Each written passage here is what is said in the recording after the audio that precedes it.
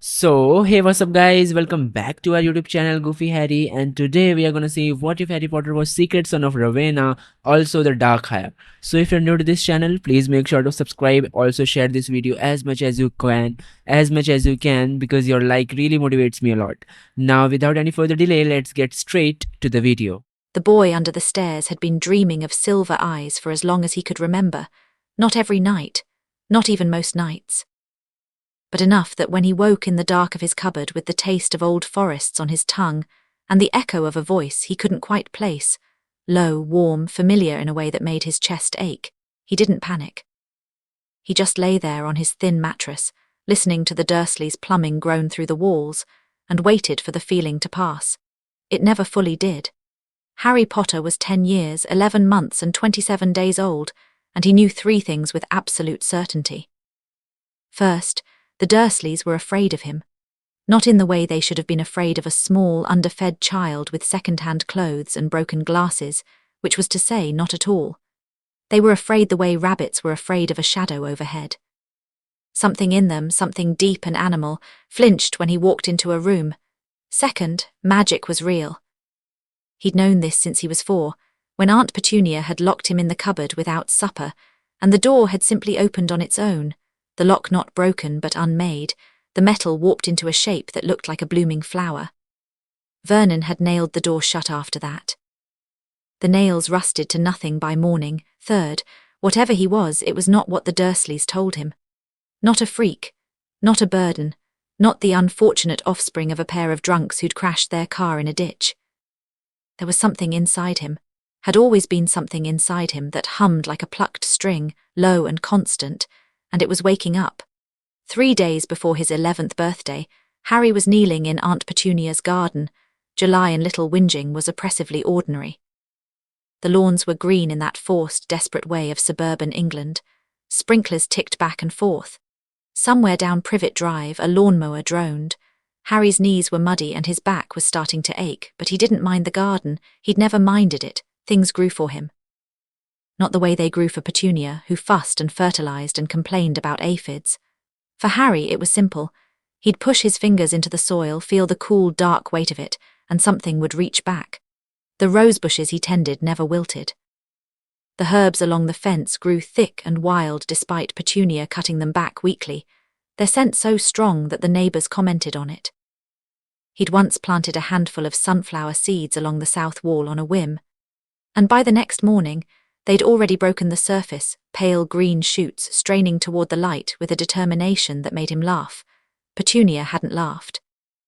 She'd ripped them out and thrown them in the bin, her face white and pinched, and she hadn't looked at Harry for 2 days. He was elbow deep in soil now, working around the roots of a rose bush that had tangled itself into the fence when the cat appeared. It was a tabby, grey-striped and angular, sitting on the low wall between number 4 and number 5. It watched him with an intensity that cats generally reserved for birds and tin openers. Harry glanced at it, then went back to his work.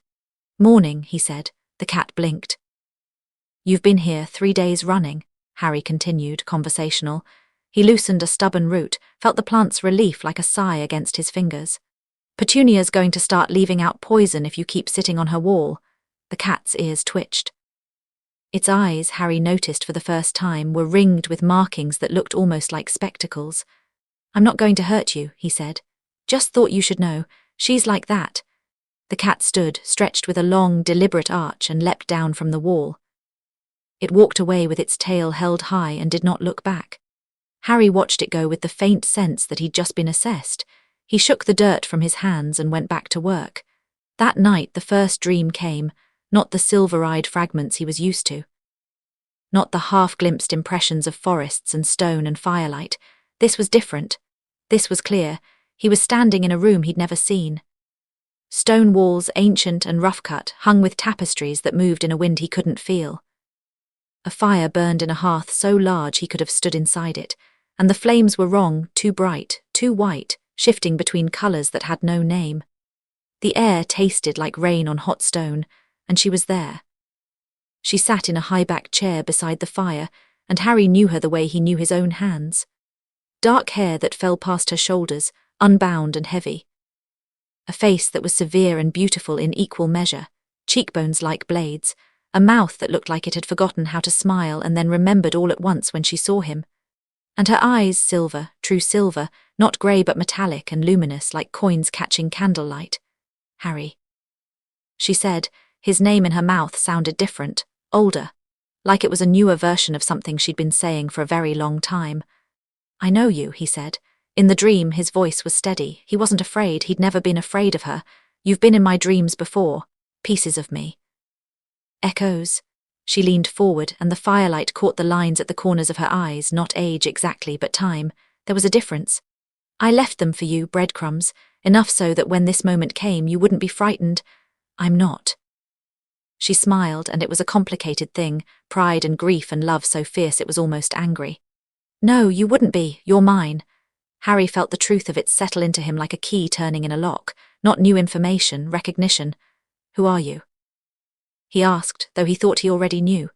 The humming inside him, that constant, low vibration, was louder here. It resonated with her, matched her frequency, and standing in the same room with her was like hearing a song he'd known since before he was born. My name is Morgana, she said. And I am your mother. The fire popped, a log shifted, the tapestries rippled. In 3 days, Morgana continued, you will turn 11. Things will begin to happen quickly after that. People will come for you, some with good intentions, some with designs they'll dress up as good intentions. You must be ready. Ready for what? To be who you are. She stood, and she was tall, taller than he'd expected. The shadows in the room moved with her, not cast by her but following her, orbiting like satellites. I've left you everything I could, knowledge in the blood, power in the bones. But the world you're entering, it's not what it was. They've carved magic into pieces, catalogued it, put it in little boxes with Latin labels and told themselves they understood it. A flicker of contempt crossed her face, there and gone. You will feel the difference immediately. Their magic is structured. Yours is not. Don't let them convince you that's a flaw. Harry absorbed this with the peculiar calm of someone who'd always suspected the world was stranger than it pretended to be.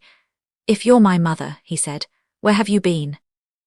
The grief that moved through her eyes was vast and old. She didn't look away from him, though. He liked that. She met the question directly. Somewhere I can't leave, not yet. Not until you, she stopped herself. The fire dimmed for a moment, as if something had pressed against the edges of the dream. Morgana's expression sharpened. We don't have long. The enchantments that allow this are burning through faster than I'd hoped. Listen to me, Harry, listen carefully. He listened. Lily Evans, the woman who raised you, who died for you, she was the bravest person I've ever known, and I have known a great many brave people across a great many years. She was not your birth mother, but she was your mother, and her sacrifice was real and freely given. Do not let anyone diminish that. Harry's throat tightened. He couldn't remember Lily. He had a flash of green light sometimes and a feeling of warmth, but nothing concrete. Hearing Morgana speak of her with such raw respect made the absence ache. The man called Dumbledore. Morgana continued, and her tone changed, careful now, measured. He knows what you are. He has known since the night Lily took you. He is not evil, Harry. I want you to understand that. But he is a man who believes he stands at the center of a story, and men like that will shape the world to fit their narrative, even when the world screams against it. Be wary of him. Be polite. But do not give him your trust until he earns it. And Voldemort. The name came out of Harry without thought, dredged up from half-heard whispers, and the way Petunia's face went tight and blank whenever the news showed something she couldn't explain. Morgana's eyes went hard as hammered metal. A small man who broke himself into pieces chasing forever. He touched you when you were a baby. He tried to kill you. What he found instead was something his threadbare soul couldn't comprehend, and it burned him out of his own body. She paused. He's not dead, he's too broken to die properly, but he's not your primary concern, not yet. Then what is? The dream was fraying at the edges. The stone walls were going translucent. Morgana's form flickered, and for a moment Harry saw not a woman but something else, a presence vast and luminous, contained in human shape like an ocean in a glass. Becoming who you are, she said again, quieter now. I've hidden things for you. In the castle, the school, you'll find them when you're ready. They'll help you remember. Your magic is old, Harry. Older than wands, older than their ministry, older than their neat little categories of light and dark. It's the magic of the land itself. The first magic. My magic, and it is yours by blood and right. She reached out. Her hand was warm when it touched his face, and the humming inside him surged, and for one perfect moment he felt whole in a way he'd never felt before, every broken and lonely piece of him clicking into place. "It is time, my son," Morgana said. "Remember what you are." Harry woke in his cupboard with tears on his face and the taste of rain on his tongue, and the light bulb above his head was glowing without being switched on. The next 3 days were strange, not outwardly. Outwardly, the Dursley household ticked along with its usual mechanical joylessness. Vernon left for work at 8, returned at 6, and spent the evenings watching television with the volume loud enough to rattle the windows. Petunia cleaned things that were already clean, her nervous energy finding no productive outlet. Dudley ate, complained, broke things, and ate some more. Harry was given his chores, completed them, and was otherwise treated as a piece of furniture that occasionally needed to be fed. But beneath the surface, things were shifting. Harry felt it the morning after the dream. He woke and the world was louder, not in volume, in presence. He could feel the house around him, the electrical wiring humming in the walls, the water moving through pipes, the subtle settling of foundations in soil. He could feel the garden through the floorboards. Every root and stem and sleeping seed, the earthworms turning in their dark, the old oak at the end of the street reaching deep down to where the rock was still warm. When he stepped outside that morning, the air hit him like a wall of information. He could taste the weather coming, rain in 2 days. He knew suddenly, a real storm, the kind that cleared the air and left everything smelling new. A fox had crossed the back garden in the night. 3 different species of bird were nesting within 30 feet of him, and he could feel their heartbeats, tiny and rapid, like Morse code tapped on the inside of his skull. He stood very still in the back garden for a long time, just breathing, letting it wash over him. Knowledge in the blood, Morgana had said. It wasn't that he suddenly knew everything. It was more like a door had been opened in a house he'd lived in his whole life. A door he'd always known was there but couldn't reach, and behind it was a room full of things he recognized but hadn't been able to name. The way magic moved. The way it pooled in certain places and ran thin in others. The way living things were all connected by threads of it, gossamer fine, a web that stretched from the smallest blade of grass to the clouds overhead. He'd always felt this, he realized, since he was small. He just lacked the framework to understand it. On the second day, a letter arrived. Harry was in the kitchen making breakfast, eggs and bacon for the Dursleys, toast for himself, when the post slot rattled and a cascade of mail hit the doormat. Dudley was closest, slumped at the table with his face propped on one meaty fist, but Harry was already moving. The envelope was heavy parchment, yellowed and thick, and the address was written in emerald green ink so vivid it almost glowed. Mr. H. Potter, the cupboard under the stairs, 4 Privet Drive, Little Whinging, Surrey. Harry turned it over. A wax seal, a coat of arms with a lion, a serpent, a badger, and an eagle around a large letter H. He ran his thumb over it and felt something spark against his skin, a tiny pulse of structured magic, neatly packaged. A tracking charm, he realized, woven into the seal. Someone wanted to know when this letter was opened and by whom. He tucked it into the waistband of his jeans before Dudley looked up. He read it in his cupboard later, cross-legged on his mattress with the light bulb off, and a ball of pale silver light hovering over his palm, because that was easier than reaching for the switch. The letter was exactly what Morgana had told him to expect. Dear Mr. Potter, we are pleased to inform you that you have been accepted at Hogwarts School of Witchcraft and Wizardry. Harry read it twice, folded it neatly and placed it under his mattress. He didn't mention it to the Dursleys. There was no point. Whatever was coming, it was coming regardless of whether Vernon turned purple and shouted about it. Harry had spent 10 years in this house. He knew how the Dursleys handled the unexplainable. They screamed at it until it went away, and when it didn't go away, they pretended it had never existed. He wasn't interested in performing that particular theatre anymore. On the 3rd day, his birthday, the owls came. Vernon noticed the first one at breakfast. A barn owl, spectacularly conspicuous in the bright July morning, sitting on the garden fence with an envelope in its talons. Ruddy bird, Vernon muttered, but his eyes cut to Harry, quick and frightened. By noon, there were 6 owls perched on various surfaces around number 4 Privet Drive. A 7th was circling the chimney. Petunia had retreated to the upstairs bedroom. Dudley was pressed against the living room window, transfixed and terrified in equal measure. "If this is your doing, boy." Vernon started and Harry just looked at him. He didn't do anything, didn't say a word, just met Vernon's eyes and held them steady and calm, and Vernon's face went from red to white in the space of 2 seconds. The big man took a step backward. His hand found the kitchen counter and gripped it. "I didn't do this," Harry said quietly.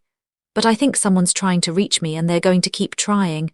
Vernon opened his mouth, closed it. "If I were you," Harry said, "I'd let them." The letter from Hogwarts had said his school things could be purchased in Diagon Alley, and that a representative would be in touch regarding arrangements for Muggle-born and Muggle-raised students. Harry figured the owls were follow-ups, increasingly aggressive reminders that he hadn't responded. He didn't have to wonder long. The knock came at 10:30 that night. Harry was lying in his cupboard, not sleeping, feeling the storm that had been building all day finally break over little whinging. Rain hammered the windows. Thunder rolled, distant and heavy. The air tasted of ozone and wet earth, and Harry had his eyes closed, listening to the water as it ran through gutters and soaked into gardens and filled the cracks in the pavement, and it felt like the world was being washed clean. The knock was enormous. It shook the front door in its frame. Dust sifted down from the cupboard ceiling onto Harry's face. He heard Vernon's stumbling footsteps on the stairs, Petunia's whispered protests, Dudley's confused whimpering from his room. A second knock, even louder, and this time the door groaned ominously. Harry opened his cupboard door and stepped into the hallway just as Vernon, in his dressing gown, wrenched the front door open and came face to chest with the largest man Harry had ever seen. He filled the doorframe. No, he exceeded it. He was bent slightly to avoid the lintel, and even then, his wild tangle of black hair brushed the top. His face was almost entirely hidden behind a beard that could have housed a family of badgers. His hands were the size of dustbin lids. He was wearing a massive overcoat that appeared to have been assembled from several smaller coats, and he was dripping wet, and he was beaming. "Dursley," the giant said. "It wasn't a question. I've come for Harry." Vernon's mouth worked soundlessly. He looked like a man who had opened his front door and found the sea on the other side. "Now see here," Vernon managed. "I don't know who you name's Hagrid," the giant said cheerfully. He produced a pink umbrella from somewhere inside the coat, a startling accessory, and shook the rain from it. "Rubeus Hagrid, keeper of keys and grounds at Hogwarts. We sent letters, quite a lot of 'em." He peered past Vernon into the hallway, and his dark eyes found Harry standing by the cupboard door. Something happened in Hagrid's face, a softening, a trembling in the beard, an emotion too large for even his massive frame to contain. "Harry," he said, and his voice cracked on it. "Last time I saw ye were just a baby. I carried ye myself that night. Flew ye on Sirius's motorbike all the way to—" He stopped, sniffed hugely, and produced a handkerchief the size of a tablecloth. "Sorry gets me every time." Harry stepped forward. The humming in his bones was steady. He could feel the magic on Hagrid, rough and warm and wild like the man himself, and beneath it, something that surprised him. A binding. A deep one, old and cruel, wrapped around Hagrid's core like a chain. Someone had crippled this man's magic. Deliberately. Years ago. He filed that away and said, "Hello, Hagrid."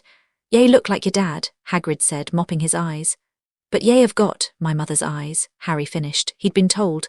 Morgana had silver eyes and Lily had green, and his were green, and he knew which mother Hagrid meant. "Yeah." Hagrid whispered. Lily's eyes. Vernon had recovered enough to find his anger, which was the only emotion he reliably accessed under stress. "Now you listen here. I don't know what sort of the boy is not going anywhere with some. This is my house and I'll thank you to." Hagrid looked at Vernon. Just looked at him, and Vernon stopped talking as suddenly as if someone had pressed a mute button. "Funny thing about this house," Hagrid said, conversational. "Got a cupboard under the stairs, don't it?" Silence. "Funny thing about that cupboard." Hagrid continued, and his voice had lost all its warmth. "Got a mattress in it, and a blanket, and some drawings stuck to the wall with tape, almost like someone was living in it." Vernon's face was the colour of old porridge. Hagrid turned back to Harry with visible effort, wrestling his anger down like a man trying to stuff a bear back into a cage. "Right. Well, ye have been accepted at Hogwarts, Harry, finest school o' witchcraft and wizardry in the world, and we need to get your school things." I was supposed to come days ago, but Dumbledore wanted to. Well, never mind that. I'm here now. Happy birthday, by the way. He produced from yet another pocket of his impossible coat a slightly squashed box. Inside was a slightly squashed chocolate cake with slightly squashed green icing that read "Happy Birthday, Harry" in wobbly letters. Harry stared at it. Nobody had ever made him a birthday cake. "Thank you," he said, and meant it more than Hagrid could know. "Can we sit down somewhere?" "Got a lot to tell ye." They sat in the Dursleys' kitchen because it was the only room with chairs large enough to approximate something Hagrid could use, and even then he overflowed a dining chair spectacularly. Vernon and Petunia hovered in the doorway like ghosts at their own haunting. Dudley had not come downstairs. Hagrid told Harry about Hogwarts, about the wizarding world, about his parents, James and Lily Potter, and the war and Voldemort and the night everything changed. Harry listened carefully, not because it was new. Most of it wasn't after Morgana's dream. But the shape of Hagrid's telling was important, what he included, what he left out, what he lingered on. This was the story the wizarding world told about Harry Potter. This was the narrative: Lily and James murdered by Voldemort, baby Harry sole survivor, marked with a lightning bolt scar. The boy who lived, it was true, all of it was true, it just wasn't complete. "Hagrid," Harry said when the big man paused for breath and cake, "who decided I should come here, to the Dursleys?" Hagrid shifted in his chair, it creaked dangerously. "Well, Dumbledore, of course, Professor Dumbledore. Headmaster of Hogwarts. Greatest wizard of the age, Harry. Ye have got nothin' to worry about with Dumbledore lookin' out for. He put me in a cupboard under the stairs." Hagrid flinched. Actually flinched, the whole massive bulk of him contracting. "He didn't, I mean he wouldn't have known about. He left ye here because of your aunt. Your mum's blood, see protection. Lily's blood." Yeah, Lily's blood." Hagrid frowned. "Why'd ye say it like that?" Harry took a bite of cake. It was good. Dense and sweet and slightly burnt on the bottom, which somehow made it better, made it real. "No reason. Just making sure I understood." Hagrid watched him with something that wasn't quite suspicion. More like the look of a man who'd expected a certain kind of child and was slowly realizing he'd found a different one. "Ye are very calm about all this," Hagrid said. "Should I not be? Most muggle-raised kids are. I dunno, more surprised." Harry smiled. It was a real smile, unguarded, and Hagrid blinked at the warmth in it. "I've always known I was different, Hagrid. I just didn't have the details until now. Thank you for bringing them." Something in Hagrid melted. Whatever unease he'd felt dissolved in the face of that genuine gratitude, and his eyes went watery again, and he blew his nose with a sound like a foghorn. "Right then," Hagrid said, pulling himself together. "Best get some sleep. Big day tomorrow. Diagon Alley." Harry slept in his cupboard one last time. Not because Hagrid allowed it. Hagrid had nearly torn the house apart when he realized the situation, but because Harry wanted to. One last night in the dark, in the quiet, with the storm fading outside and the humming inside him growing stronger with every passing hour. He didn't dream of Morgana. He dreamed of a castle. Diagon Alley hit Harry like a symphony. He'd been braced for it. Morgana's warning about structured magic, the carved-up and categorized version of what should have been wild and whole, but knowing something intellectually and experiencing it were very different things. As Hagrid tapped the bricks behind the leaky cauldron and the wall shivered apart to reveal a cobblestone street, packed with witches and wizards and shops that leaned at impossible angles, Harry felt the magic of the place wash over him and had to grab the doorframe to steady himself. It was everywhere. Layered thick as paint on every surface, woven into the stones and the signs and the very air. But it was wrong. Not malicious, just constrained, like hearing a song played on a single instrument when it had been written for an orchestra. Every spell, every enchantment, every magical object he could feel operated on the same frequency, the same narrow band. It worked. It was impressive even, but it was a fraction of what magic could be, what magic was in his bones. "All right there, Harry?" Hagrid asked, noticing him pause. "Fine." "Just taking it in." Hagrid beamed. "Brilliant in knit, never gets old." They moved through the crowd. People noticed Harry, or rather, people noticed Hagrid because it was impossible not to, and then noticed the skinny boy beside him, and then noticed the scar. Harry felt the recognition ripple through the street like a stone dropped in water. Whispers, pointed fingers. A woman in green robes actually stopped walking and pressed her hand to her mouth. "You're famous," Hagrid said, half apologetic. So I gathered. They went to Gringotts first. The goblins were interesting. Harry could feel them differently than he felt wizards. Their magic was earthen, mineral, connected to stone and metal and the deep places of the world. Old magic. Older than wands. He looked at the goblin who led them to the Potter Vault, a sharp-featured creature named Griffock, and felt a kinship he hadn't expected. Griffock felt it too. Halfway down the cart track to the vaults, the goblin turned and fixed Harry with a stare that was entirely too knowing. "You have old blood," Griffock said, not a question, apparently. Griffock's thin lips twitched. "The vaults remember. When you are ready, heir of the Deep Line, the bank will honour its oldest accounts." Hagrid hadn't heard. The cart was loud and Hagrid was turning green with motion sickness. Harry met Griffock's eyes and nodded once. The Potter Vault held gold, a lot of it. Mounds of galleons, stacks of sickles, heaps of nuts. Harry filled a bag with more than enough for school supplies and didn't ask about the other vaults, the ones he could feel deeper in the earth, sealed behind wards that hummed at a frequency he recognized. Those could wait. Back on the surface, Hagrid led him through the shopping list.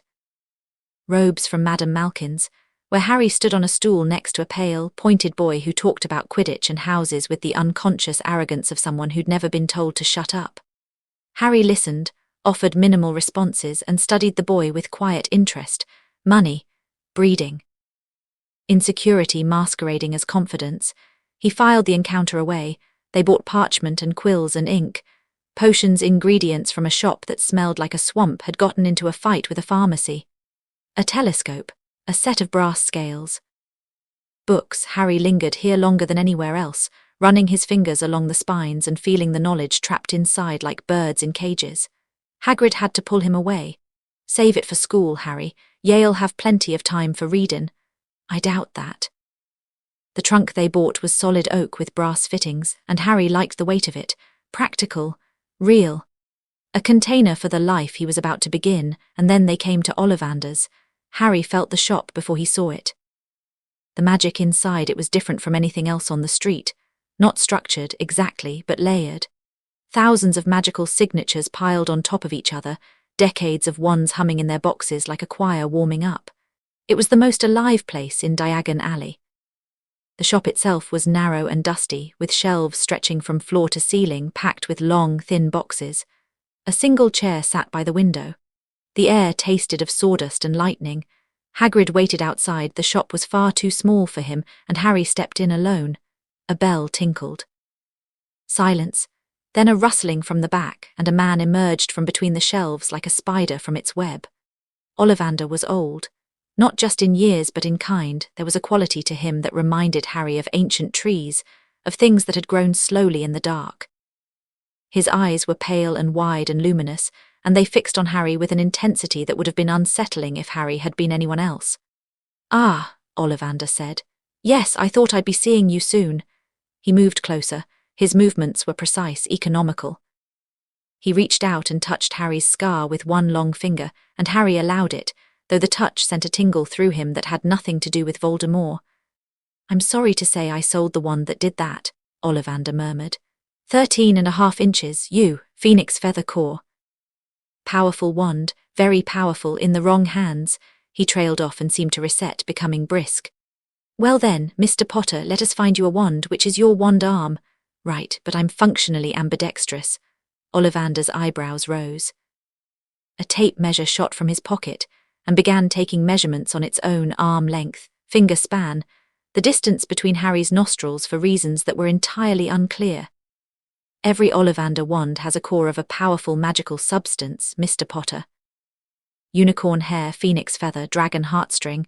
No two wands are the same, just as no two unicorns, phoenixes, or dragons are the same.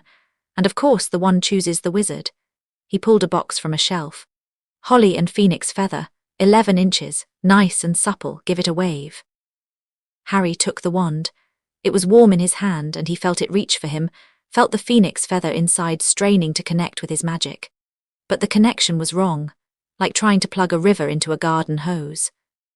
His magic surged toward the wand, and the wand whined, a high, thin sound that made Ollivander's eyes go wide. The wood cracked. Not broke, cracked, a hairline fracture running along its length, and Harry set it down quickly. "No," Ollivander whispered. No, apparently not. He tried another. Maple and unicorn hair. The wand went cold the instant Harry touched it, frost spreading across the wood. Another, ebony and dragon heartstring, which shot red sparks, then blue sparks, then began to smoke. Ollivander was getting excited. Harry could see it, the old man's eyes were brighter with each failure, his movements quicker. This was a puzzle, and Ollivander loved puzzles. Tricky customer, Ollivander said. Tricky, tricky, let me think. 10 wands, 20, 30. The pile of rejected wands grew, some cracked, some froze. One burst into leaves. Another started singing in a language Harry almost recognized. Ollivander's excitement had curdled into something more complex, fascination and the first stirrings of unease. Mr. Potter, Ollivander said slowly after the 34th wand had turned to sand in Harry's grip. May I ask you something? Of course. When you hold these wands, what do you feel? Harry considered the question honestly, like trying to pour an ocean through a straw. Ollivander stared at him for a long, measuring moment. Then he turned and walked to the very back of his shop, past rows and rows of shelving, into a section that was darker and dustier than the rest. Harry heard him rummaging. There was a thud, a muttered curse. The sound of something heavy being dragged. When Ollivander returned, he was carrying a box that was different from the others. Longer, wider, and made of dark wood that gleamed with an oily iridescence. The dust on it was thick enough to write in. This is not, strictly speaking, a wand, Ollivander said. He set the box on the counter and opened it with reverent hands. Inside, on a bed of black velvet, lay something extraordinary. It was a wand in shape, roughly 12 inches long, slender, tapered, but the wood was nothing Harry could identify. It was dark as a moonless night, with a grain that seemed to move and shift like water. Veins of something silver ran through it, not inlaid but grown, as if the wood and the metal had always been one thing. The handle was not carved but shaped, organic, like a branch that had simply decided to be a wand. And the magic in it, Harry sucked in a breath, the magic in it was old.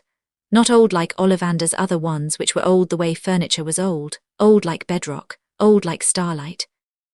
It sang on a frequency that resonated with the humming in his bones, and it was the first thing he'd encountered in the wizarding world that didn't feel like a reduction. You, Ollivander said quietly, and Holly, bonded together at the heartwood, something that should be impossible.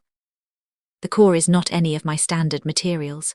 It is a fragment of a staff core, crystallized magic, raw and unprocessed, from an era before wandcraft as we know it. My ancestor acquired it centuries ago. No one has ever been able to use it. It has rejected every witch and wizard who has ever touched it. I keep it as a curiosity, a relic. Harry reached for it. The moment his fingers closed around the wood, the world went white. Not literally, the shop didn't vanish, Ollivander didn't disappear. But Harry's vision expanded, blowing open like a door in a hurricane. He could feel everything, the building around him, the street, the people, the city beyond, the land itself, the deep, ancient spine of Britain stretching north and south, riddled with ley lines and old power and sleeping things. And in his hand, the wand, no, the focus was alive.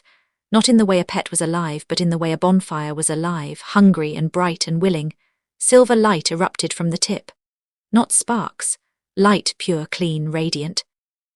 It filled the shop, and every wand on every shelf began to hum in response, 1,000 instruments acknowledging their conductor. The light coalesced, swirled, and took shape. For one breathless moment, a figure stood in the air above Harry's hand, a woman with dark hair and silver eyes, transparent as glass and burning like a star. Then it was gone. The light faded. The wands fell silent. Harry stood in the middle of Ollivander's shop with the focus in his hand and tears on his face that he didn't bother to wipe away, because some things were worth crying over. Ollivander had pressed himself against the far wall. His hands were trembling. His pale eyes were enormous. I wondered. He whispered, I've wondered for a very long time. How much? Harry asked. His voice was steady. Mr. Potter, how much for the wand, Mr. Ollivander? The old wandmaker opened his mouth, closed it, opened it again.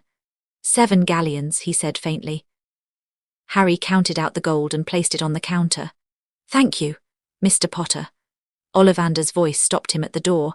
Harry turned. The old man was still trembling, but his eyes had cleared, and there was something in them that might have been wonder or might have been fear. I wondered. Ollivander said again, very quietly, when one of her line would come.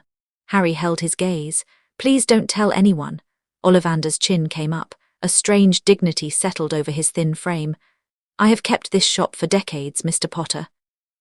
I have armed light wizards and dark wizards and everything in between. I do not gossip about my clients. He paused. But I will tell you this. The world you are entering is not prepared for what you are. Be careful. I'm not interested in being careful, Harry said, but I'll be kind, when I can. He walked out into the sunlight of Diagon Alley, the focus warm against his palm, and found Hagrid sitting on a bench with an enormous cage on his lap. Inside the cage was a snowy owl, pure white and imperious, regarding Harry with amber eyes that seemed to see straight through him. Happy birthday, Harry, Hagrid said, grinning through his beard. Thought ye could use a friend. The owl hooted softly. Harry reached through the bars and she nipped his finger, gently testing, then pressed her head against his hand with a low, contented sound. Hedwig. Harry said, the name arriving fully formed, pulled from somewhere deep. Her name is Hedwig. Hagrid tilted his head. How d'ye know that? Harry scratched behind Hedwig's ear and she made a sound that was almost a purr. Just felt right. The remaining weeks before September 1st passed in a blur of reading and preparation. The Dursleys left Harry alone. Completely, absolutely alone in a way they never had before. Vernon had tried, the morning after Hagrid's visit, to reassert some kind of authority. Now listen here, boy, I don't care what sort of freakish school you think you're going to. And Harry had just looked at him and said very calmly, Vernon. Stop. And Vernon had stopped. It wasn't magic. Not exactly. Harry hadn't done anything to him, hadn't pushed any power or intent. It was simply that whatever mechanism in Vernon's brain had allowed him to bully a child for 10 years had finally, irrevocably broken. He looked at Harry and saw something he couldn't dominate, couldn't diminish, couldn't explain away. So he did what Vernon Dursley did with all things that exceeded his capacity for understanding. He pretended it didn't exist. Harry was given Dudley's second bedroom. He didn't thank them for it. It should have been his years ago. He read his schoolbooks cover to cover in 3 days. Not because they were easy, though most of them were, but because he wanted to understand the system. The rules of modern wizardry. What they taught, how they taught it, and, more importantly, what they left out. The answer to the last question was, almost everything. Modern wizardry, as presented by the Standard Book of Spells, Grade 1 and its associated texts, was a system of incantations, wand movements, and intent. Latin-derived verbal formulas, specific gestures channeled through a focus, the wand, to produce repeatable, predictable effects. It was organized, logical, teachable. It was also, Harry realized with a growing sense of dismay, like teaching someone to communicate using only semaphore flags when they could speak. The magic he felt inside himself, the old magic, Morgana's magic, didn't work that way. It didn't need words. It barely needed intent in the conscious sense. It responded to him, to his emotions, his instincts, his deep understanding of the way the world was put together. When he reached for it, it came. When he directed it, it moved. Not in neat, categorical spells, but in raw expressions of will that reshaped the world around him. He practiced at night, sitting cross-legged on the bed in Dudley's second bedroom with the window open and the summer air moving through, Hedwig watching from her perch with her head cocked like a critic at a performance. Small things, moving objects, shaping light. Feeling the threads that connected everything to everything else and learning how to pluck them. One night, he held his hand out flat and let the magic pool in his palm, and a flower grew from his skin. Not on his skin, from it. A tiny white bloom, perfect and impossible, sprouting from a thread of silver light that coiled up from his lifeline. It lasted 10 seconds before it dissolved into motes of light, but Harry sat staring at his palm for a long time afterward, feeling the afterglow of creation, and thought, so this is what she meant. The first magic. He also read about Morgana. The wizarding books mentioned her sparingly and always with the same tone. Cautious, condemnatory, dark witch, enemy of Merlin, architect of the fall of Camelot. The books portrayed her as a villain, a cautionary tale, a bogeyman, the most powerful dark witch in recorded history, they said. Responsible for unspeakable horrors. Eventually defeated and destroyed by the combined might of Merlin and the Knights of the Round Table. Harry read these accounts and felt the disconnect between what the books said and what he'd felt in the dream. The woman who'd touched his face with warm hands and called him my son, she hadn't felt like a monster. She'd felt like someone who'd been fighting for a very long time and was tired of being misunderstood. But he wasn't naive enough to take either version at face value. The truth was probably somewhere in between, complicated and human and old, and he'd find it in his own time. September first arrived with the particular golden quality that early autumn mornings sometimes have, the air warm but with a sharpness underneath, the light slanting lower, the first hints of change in the leaves. Harry stood in the kitchen of number 4 Privet Drive at 6 in the morning with his trunk packed and Hedwig's cage balanced on top, and said goodbye to no one, because no one was awake to say goodbye to. He paused at the front door, looked back at the cupboard under the stairs. The door was open, and he could see the bare mattress, the faded drawings he'd taped to the walls years ago and never taken down, the single light bulb hanging from its cord. He reached out with his magic, gentle as a breath, and every drawing on the wall peeled itself free and floated to his outstretched hand. He folded them and put them in his pocket. Then he walked out of number 4 Privet Drive and into the morning and didn't look back. King's Cross Station was a cathedral of noise and motion, commuters swarming like ants, pigeons wheeling under the glass and iron ceiling, the smell of diesel and coffee and human urgency. Harry moved through it with his trunk on a trolley and Hedwig drawing stares from everyone who passed. Platform 9 3/4. The ticket Hagrid had given him said so, and Harry could feel it, a shimmer in the fabric of the station, a fold in space tucked between platforms 9 and 10 like a secret whispered between friends. The magic was elegant, actually. A permanent spatial charm, anchored to the architecture and reinforced over centuries. He could see the weave of it if he looked sideways, threads of power running through the brickwork like veins. He pushed his trolley toward the barrier between platforms 9 and 10, and he was halfway there when a voice cut through the station noise behind him. Packed with muggles, of course, Harry glanced back. A family of redheads, strikingly, uniformly redheaded, was moving through the crowd with the particular air of people who didn't quite belong. A plump woman in the lead, surrounded by children of varying heights, all pushing trolleys, one of whom had an owl that was shrieking indignantly. "Come on now, what's the platform number?"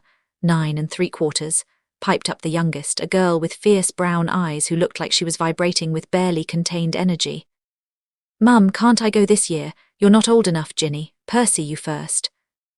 The tallest boy, thin, upright, with a prefect's badge gleaming on his chest, strode toward the barrier with the confidence of someone who'd done this before and walked straight through the brick wall. Vanished. Harry watched with interest. Not at the magic, he'd already figured that out, but at the family. There was so much noise to them, so much warmth and bickering and life. They moved like a small, chaotic nation, complete with border disputes and diplomatic incidents. The mother noticed him watching. "First time at Hogwarts, dear. Ron's new too." She indicated a tall, gangly boy with a long nose and more freckles than seemed medically advisable. Ron, presumably, looked at Harry with the wary curiosity of a boy who was deeply uncertain about his place in any social hierarchy and compensated with preemptive nonchalance. "Yeah," Harry said. "First time. All you've got to do is walk straight at the barrier between platforms 9 and 10. Best do it at a bit of a run if you're nervous." "I'm not nervous," Harry said and walked through the wall. The Hogwarts Express was scarlet and enormous, belching steam like a dragon with a head cold. The platform on the other side of the barrier was chaos. Families saying goodbye, trunks being loaded, owls and cats and the occasional toad creating a menagerie of sound. Harry felt the magic of the train itself, a great churning engine of enchantment that was somehow both mundane and magnificent, and smiled. He found a compartment near the back of the train, loaded his trunk, and settled in with Hedwig's cage on the seat beside him and the focus, his wand, he supposed he should call it, tucked in the inside pocket of his jacket, warm against his ribs. The train lurched into motion. London slid past the windows, then suburbs, then countryside, green and gold, the patchwork quilt of England unrolling beneath a sky so blue it looked painted. 20 minutes into the journey, the compartment door slid open and Ron Weasley's freckled face appeared. "Anyone sitting there?" "Everywhere else is full." Harry gestured to the empty seat. Ron heaved himself in, all elbows and awkwardness, and sat down with the particular gracelessness of a boy who hadn't finished growing into his limbs. There was a silence. Ron stared at Harry. Harry looked out the window. "You're him, aren't you?" Ron said. "Harry Potter." "I am. My brothers told me about you. Fred and George, they're twins. They saw your scar at the station." Observant of them, Ron's ears went pink. He was trying to be cool about this and failing magnificently. "Is it true you've got can I see the scar?" Harry pushed his fringe aside. The lightning bolt was there, thin and silver, and Ron stared at it with the fascinated revulsion of someone poking a bruise. "Wicked," Ron breathed. Does it hurt?" No, it didn't. It hadn't in years. Whatever connection it had once represented, the magic in Harry's blood had long since overwhelmed it, like a river swallowing a stream. They talked. Ron was easy to talk to once you got past the awe. He was funny and blunt and remarkably honest about his insecurities, which Harry respected. Fourth of 5 brothers, all of whom were apparently brilliant or exceptional in one way or another. He had the particular self-deprecation of someone who'd grown up in the shadow of better-defined siblings. "We haven't got much money," Ron said at one point, with a defiant tilt to his chin that dared Harry to comment. "My dad works at the ministry, misuse of Muggle artifacts. It doesn't pay much. I grew up in a cupboard under the stairs," Harry said. "I think we're both working from a deficit." Ron blinked, then barked a surprised laugh. "Fair enough." The sweets trolley came and Harry bought 2 of everything, because he'd never had wizarding sweets, and because the look on Ron's face when Harry said, "We'll take the lot," was worth more than the gold it cost. They demolished cauldron cakes and pumpkin pasties and chocolate frogs, and Ron explained the card collection system while Harry examined the enchantments on each card with quiet fascination. It was comfortable. Normal. And Harry realized with a pang that this might be the first normal friendship he'd ever had. A boy his age, sharing sweets on a train, complaining about older brothers. No magic, no destiny, no weight of legacy, just 2 11-year-olds on their way to school. It didn't last, of course. The door slid open again, and this time it was the pale, pointed boy from Madame Malkin's. He'd acquired 2 large bookends in the interim hulking boys who flanked him like bodyguards. His grey eyes swept the compartment, found Harry and sharpened. "They're saying all down the train that Harry Potter's in this compartment. So it's you, is it?" "It's me," Harry agreed. "And you are Malfoy, Draco Malfoy." Ron made a noise that might have been a cough and might have been a suppressed laugh. Draco's eyes cut to him and his lip curled. "Think my name's funny, do you? No need to ask who you are.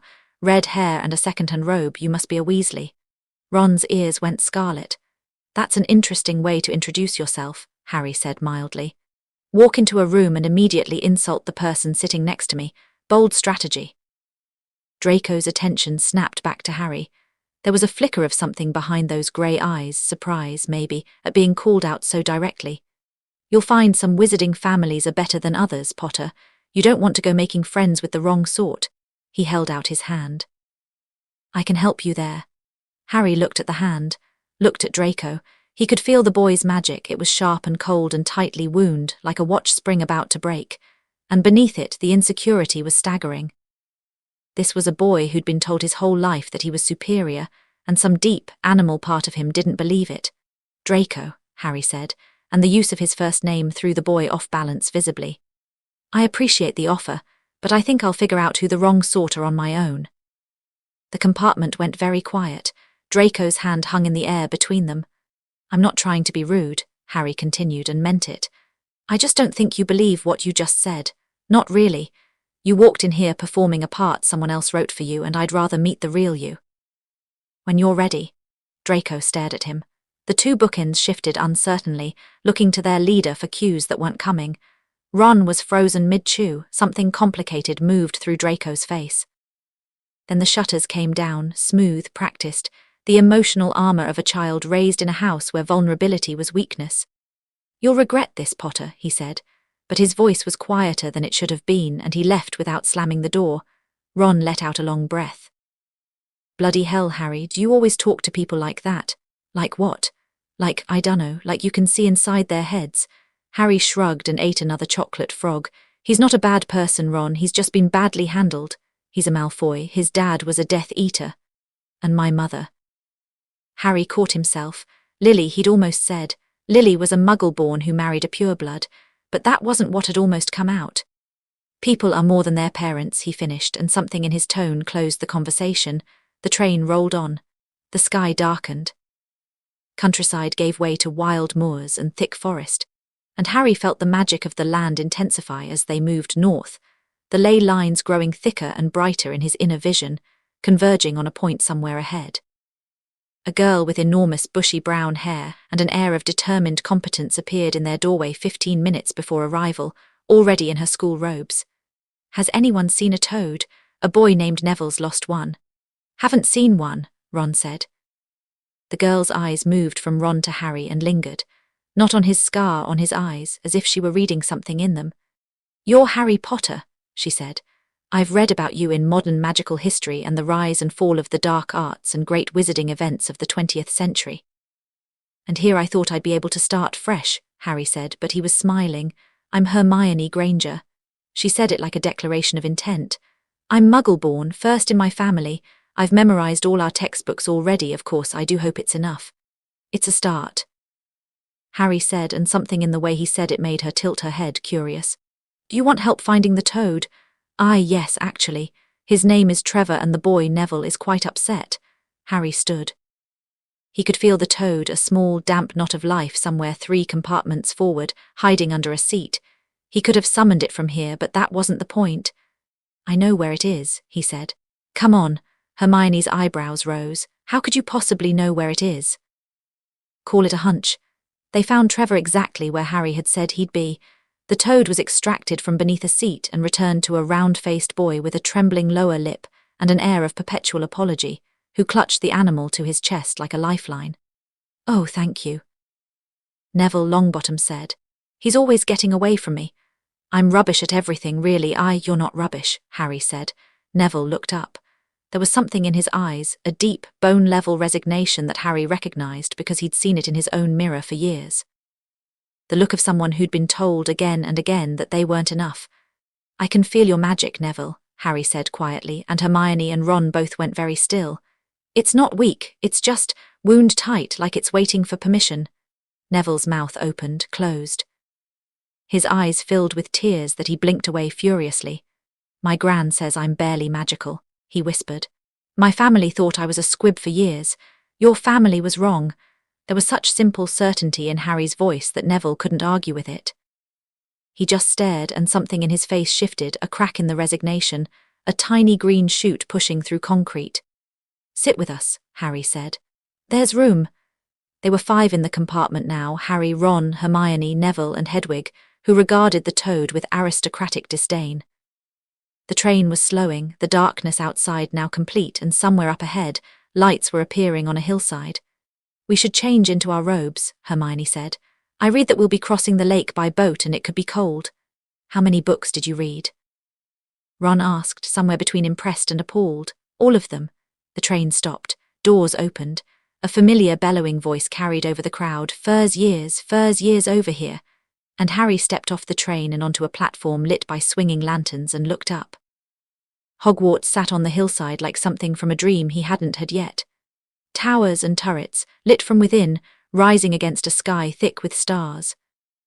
The lake at its feet was black glass, reflecting the castle so perfectly that it looked like 2 fortresses, one reaching up and one reaching down, with the water as a mirror between worlds. And the magic. Harry grabbed the railing of the nearest boat to steady himself. The magic of Hogwarts hit him like a wave, enormous, ancient, alive. It wasn't structured like the magic in Diagon Alley. It was wild. Layered over centuries, yes, shaped by the founders and every witch and wizard who'd walked its halls, but beneath all that, at its bedrock, it was old magic. His kind of magic. The castle had been built on a confluence of ley lines, a place where the raw power of the land rose close to the surface, and whoever had chosen this location had known exactly what they were doing. The castle knew him. He felt it the moment the boats touched the shore and they climbed the stone steps to the great oak doors. A ripple ran through the stone beneath his feet, subtle, subsonic, felt rather than heard. The torches in the entrance hall flared fractionally brighter. A door to his left, which had presumably been closed, swung open an inch. The air itself seemed to shift, to orient like a compass needle finding north. "Welcome," the castle seemed to say. "Welcome home." Hermione noticed him pause. "Are you all right?" "Better than all right," Harry said, and meant it. A stern-looking woman in emerald robes met them at the top of the stairs. Professor McGonagall, who explained the 4 houses with the clipped efficiency of someone who'd given this speech 100 times and refused to let repetition dull its importance. Gryffindor, Hufflepuff, Ravenclaw, Slytherin. Your house will be your family. Harry listened and felt the castle listening with him, and somewhere deep in the ancient stone, something stirred in its sleep and smiled. The doors to the great hall opened, and Harry Potter, son of Morgana, ward of Lily, child of old magic and new possibility, walked into the light. Chapter 2. The Sorting of Shadows. The great hall was a cathedral made of candlelight. 1,000 flames floated overhead, suspended in the air like trapped stars, and above them the ceiling opened into a sky so real that Harry could feel the wind moving through it. Not physically, not against his skin, but in his magic, the way you feel bass through the soles of your feet. The enchantment was masterwork. Someone had woven the spell into the very architecture, making the ceiling not an illusion but a window, a permanent thinning of the barrier between inside and outside. Hermione was whispering about it. "It's bewitched to look like the sky outside. I read about it in Hogwarts, a history." And she was right, technically, but it was so much more than that. It was a statement of philosophy. The first thing every student saw when they entered Hogwarts was the sky, no roof, no limits. Just possibility, stretching forever. Harry let himself be impressed by it. He thought the founders would have wanted that. 4 long tables stretched the length of the hall, packed with students in black robes. The far end held a raised platform with a staff table, and Harry's eyes moved along it with quiet precision, cataloguing. A tiny wizard with a white beard, Flitwick, he guessed from the reading. A woman draped in shawls and beads who radiated the particular magic of someone who'd spent too long staring into crystal balls. Hagrid, enormous at the end of the table, catching Harry's eye and waving with the subtlety of a man flagging down a ship. A hook-nosed man with greasy black hair and eyes like tunnels that would be Snape. Harry felt the man's gaze land on him and stick, and the weight of it was considerable. Not hostile exactly, searching, and at the centre of the staff table in a high-backed golden chair sat Albus Dumbledore. Harry had expected power. Every account he'd read, every story Hagrid had told, painted Dumbledore as the greatest wizard alive, the Merlin of his age, the one man Voldemort had feared. So Harry had expected power, and he found it. Dumbledore's magic was immense, a deep, controlled reservoir that radiated from him like heat from a forge. It was refined, disciplined, the most sophisticated magical signature Harry had encountered in the living world, but it was what lay beneath the power that caught Harry's attention: control. Absolute, meticulous, all-encompassing control. Dumbledore's magic wasn't just powerful, it was managed. Every thread of it was accounted for, directed, purposeful. There was nothing wild in it, nothing raw. It was the magic of a man who had decided, a long time ago, that chaos was the enemy and order was the answer. And it was wrapped around the school like invisible armor, monitoring charms, ward threads, tracking enchantments, a web so intricate and far-reaching that Harry almost admired it before he realized what it was. Dumbledore had the entire castle wired for surveillance, not crudely. Nothing so obvious, but there were gossamer-thin threads of magic running from the headmaster's chair to every corner of the great hall, and Harry could feel similar threads extending outward, through the walls, into the corridors beyond. They were passive, listening, watching, reporting back. The kind of thing you'd never notice unless you could feel magic the way Harry could. Be wary of him, Morgana had said. Be polite, but do not give him your trust until he earns it. Harry filed this away and looked at Dumbledore's face. The old wizard was watching the first years file in with an expression of twinkling benevolence, half-moon spectacles, long silver beard, blue eyes bright with apparent warmth.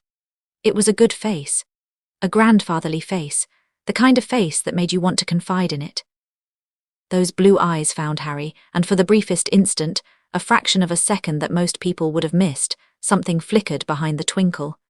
Recognition, assessment, and beneath both, so faint that Harry almost doubted he'd seen it, fear. Then Dumbledore smiled, warm and welcoming, and the moment passed. Professor McGonagall had set a stool at the front of the hall. On the stool sat a hat, battered, patched, ancient, and so saturated with magic that Harry could feel it thinking. It was alive in the way that very old enchanted objects sometimes became alive. Not truly sentient, but so layered with accumulated magic and purpose that the distinction became academic. A rip near the brim opened like a mouth, and the hat began to sing. Harry listened to the Sorting Hat's song with half his attention. The other half was focused on the hat itself, on the magic inside it, which was fascinating. The founders had each contributed to its creation, and he could feel their signatures layered within it like geological strata. Gryffindor's magic was bold and bright, a bonfire. Hufflepuff's was warm and steady like sunlight on good earth. Ravenclaw's was sharp and crystalline, a diamond catching light, and Slytherin's was deep and cool and serpentine, moving in patterns that were harder to follow. Beneath all four, at the very bottom, there was something else, something older than the founders. A substrate, a foundation, upon which the hat's magic had been built. Harry felt it, and the humming in his bones responded, harmonizing with it, and he understood. The Sorting Hat had been made with old magic. The real thing. The deep-down, pre-wand, pre-Latin, pre-everything kind. Someone involved in the hat's creation had known. The song ended. The hall applauded. "When I call your name," McGonagall said, "you will put on the hat and sit on the stool to be sorted." She consulted a long scroll of parchment. Abbot Hannah. A pink-faced girl with blonde pigtails stumbled forward, jammed the hat on her head, and after a moment's deliberation was sent to Hufflepuff with a burst of applause from the table second from the left. The sorting continued. Harry watched each student approach the stool and felt the hat working, a quick, efficient probe of each mind, sorting through qualities and inclinations with practiced speed. Some took longer than others. The hat seemed to enjoy the deliberation, like a sommelier selecting the perfect wine. Granger, Hermione. Hermione practically ran to the stool, stuffing the hat onto her head with the desperate eagerness of someone who'd been waiting for this moment since she'd first read about it. The hat sat on her bushy hair for nearly 4 minutes, an eternity in sorting time, and Harry felt it rifling through a mind that was staggeringly organized, like a library that had indexed itself. Gryffindor. The hat shouted, and Hermione's face broke into a smile so wide and relieved that Harry found himself smiling too. Longbottom, Neville. Neville nearly tripped on his way to the stool. The hat fell over his eyes and sat there for a long time, longer than Hermione, longer than anyone so far. Harry could feel the hat working deeper with Neville, pushing past layers of insecurity and fear and self-doubt to find what lay beneath. Something quiet and stubborn and astonishingly brave, like a root that had cracked concrete. Gryffindor. Neville ran off with the hat still on his head and had to come back to return it, ears burning. But he was grinning. Malfoy, Draco. Draco walked to the stool with a studied casualness that fooled no one who was paying attention. Harry watched him sit, watched the hat settle onto his pale hair and felt something unexpected. The hat hesitated. Just for a moment. A half-second pause where it encountered something in Draco that didn't fit the expected profile. Then, Slytherin. Draco walked to the Slytherin table with his chin high and his shoulders just slightly too stiff. He sat down among cheering green and silver students and didn't look at Harry. Harry noticed anyway. More names, more sortings. Perks Sallyann, Thomas Dean, Turpin Lisa, Potter Harry. The whispers started immediately, a wave of them sweeping through the hall like wind through wheat. Potter, did she say Potter? The Harry Potter. He's here, he's actually. Harry walked to the stool. The whispers didn't bother him, he'd expected them. What he hadn't expected was the way the Great Hall's magic shifted as he moved, a subtle realignment, like iron filings orienting to a magnet. The floating candles flickered. The enchanted ceiling rippled. The stones beneath his feet gave off a pulse of warmth so faint that only he could feel it. The castle knows, he thought. It recognizes what I am. He sat on the stool. McGonagall lowered the hat onto his head and the brim fell past his eyes, plunging him into darkness. Silence, not the silence of an empty room, the silence of a held breath. The hat sat on his head and did not speak. Harry could feel its ancient, accumulated consciousness pressing against his mind like a hand against a door, but it wasn't entering. It was hovering, trembling at the threshold. Well, Harry thought, the hat flinched. He felt it recoil, a spasm of something that in a human would have been shock. Then, very slowly, like a man approaching a fire he wasn't sure wouldn't burn him, the hat's consciousness pressed forward again. Oh, the Sorting Hat whispered, and its voice in Harry's mind was nothing like the boisterous shout it used for the hall.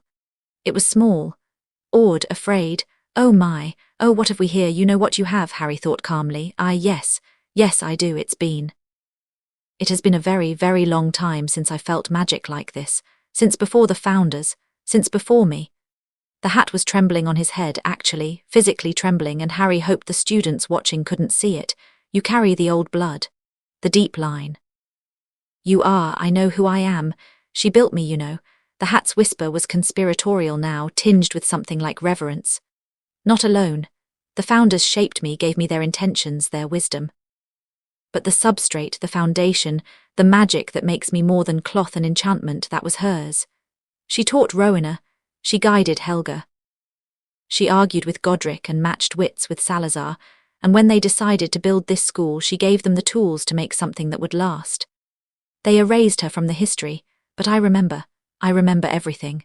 Harry sat very still. The great hall was whispering around him. He'd been on the stool for over a minute now, longer than anyone else. But the hat's words were too important to rush. She helped build Hogwarts. She did more than help. This castle sits on a nexus of ley lines, the most powerful in Britain. She chose the location. She taught them how to tap the deep magic, how to weave it into stone. The wards, the enchantments, the living intelligence of the building itself, that's her work. The Founders built the school. Morgana gave it a soul. Something clicked into place.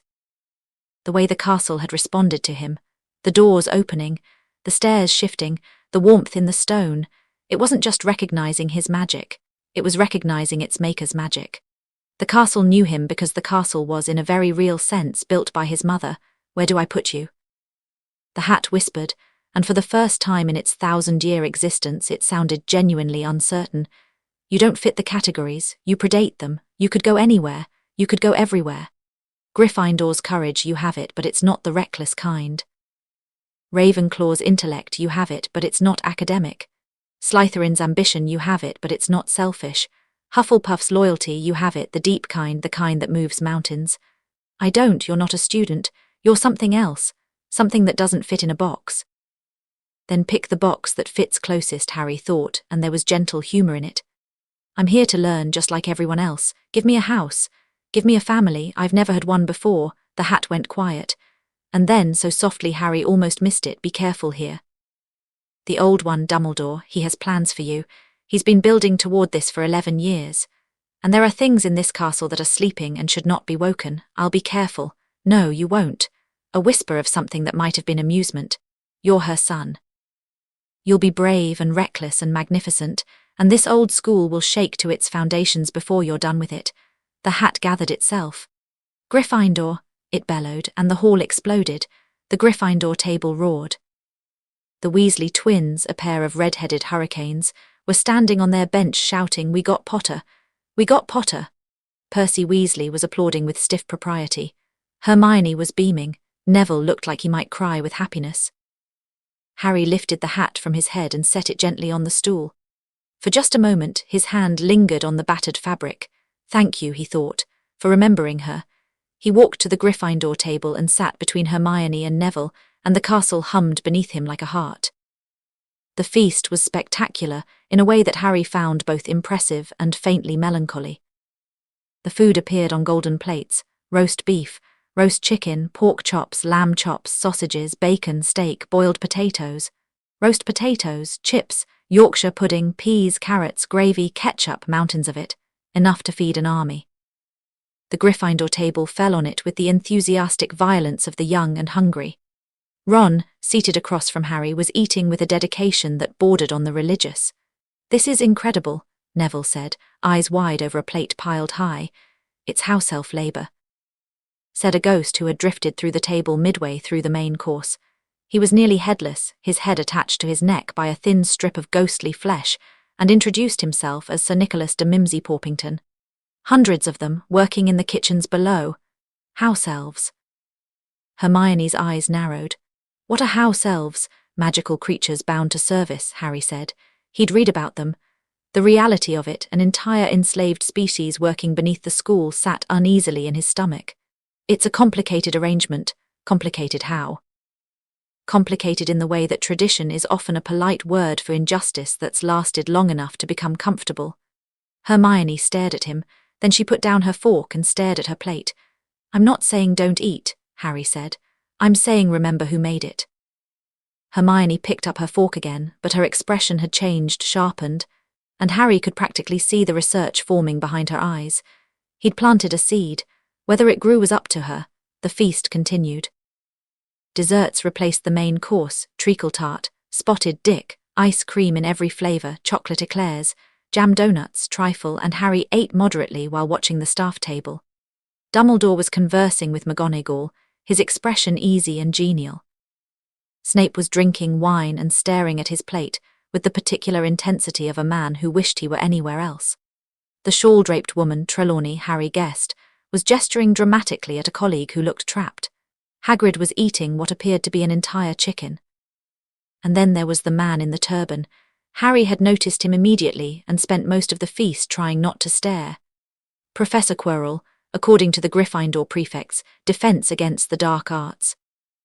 He was thin, nervous, and smelled faintly of garlic, and the turban wrapped around his head was an abomination, not aesthetically.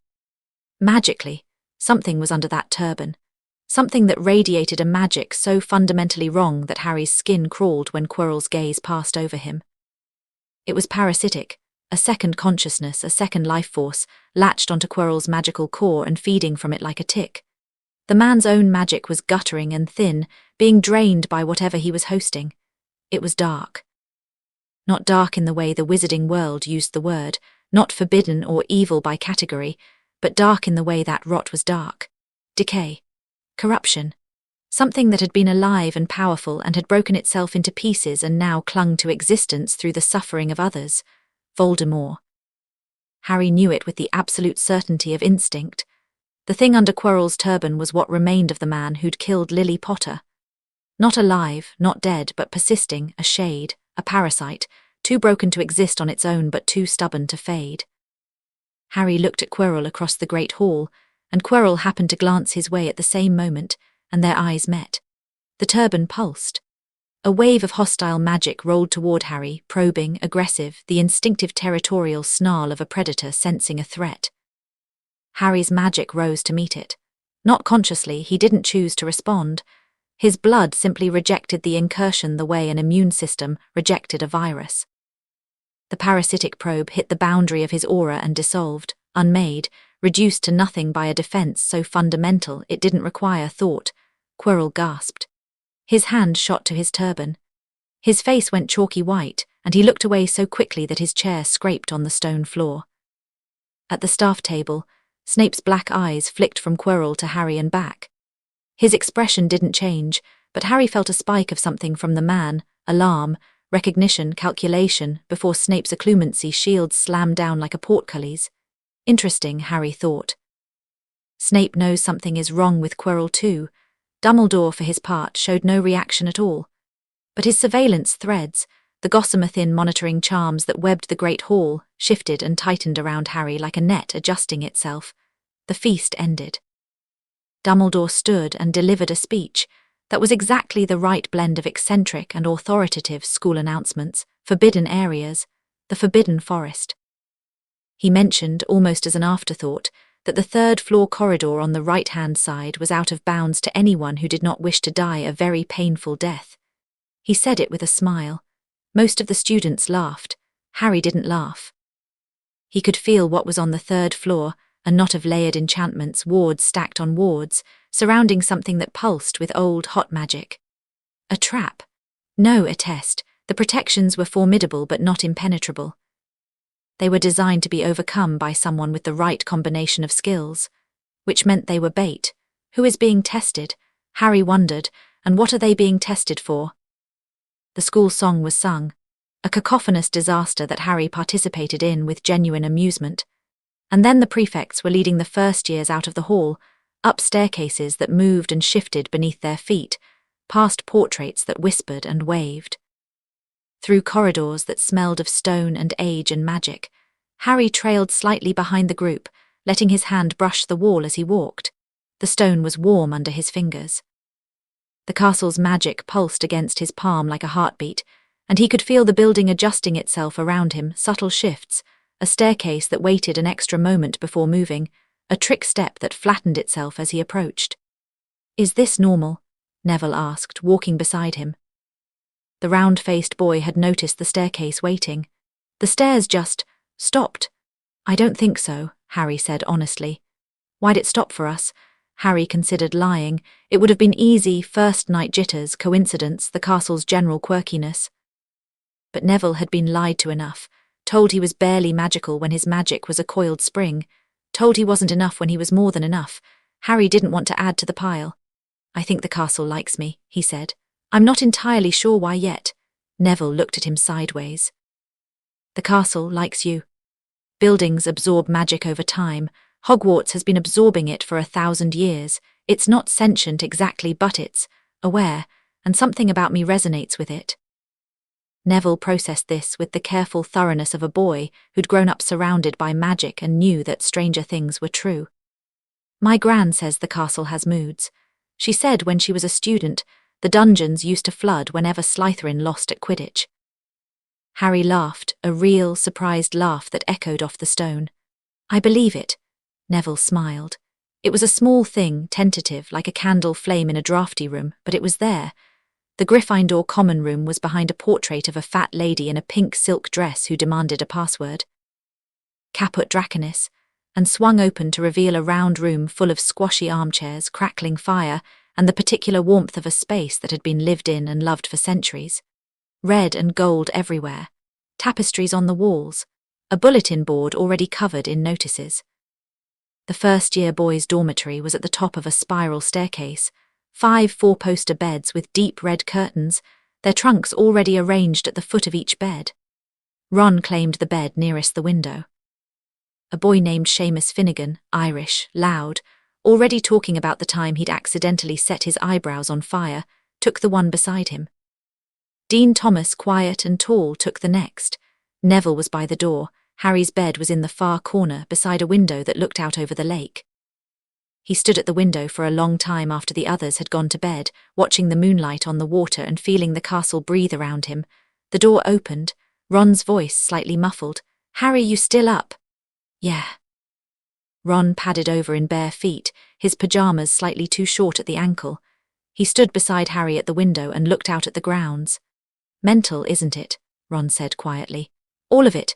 The castle, the feast, the whole thing. I grew up knowing about magic and it's still mental." "In a good way, in the best way." Ron paused. "Harry, can I ask you something, of course? On the train when Malfoy was being a prat the way you talked to him, and just now with Neville and the stairs, you're not like other 11-year-olds, you know that, right?" Harry looked at Ron. The red-headed boy was watching him with an expression that was wary and curious, and beneath both, a little bit awed. Not the hero-worship awe of earlier.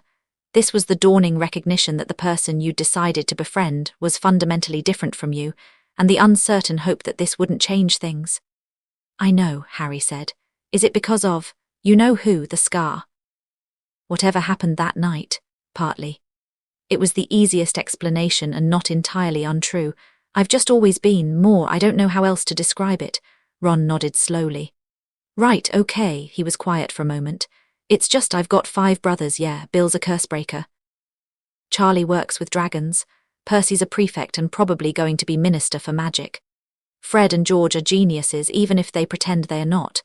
And then there's me, just Ron, average at everything. And now I'm at Hogwarts and my first friend is Harry Bloody Potter, who talks to ghosts and makes staircases behave and looks at Draco Malfoy like he can see his soul." Ron's ears were red. "I just don't want to be the useless one again." Harry turned from the window. "Ron, look at me." Ron looked. "You're not useless. You're honest and you're loyal and you're funny and you shared your sweets with a stranger on a train because you thought he looked lonely. Those aren't small things. They're not exactly fighting dragons, are they? No, they are harder." Ron stared at him. Then he snorted, a wet, surprised sound that was half laugh and half something else.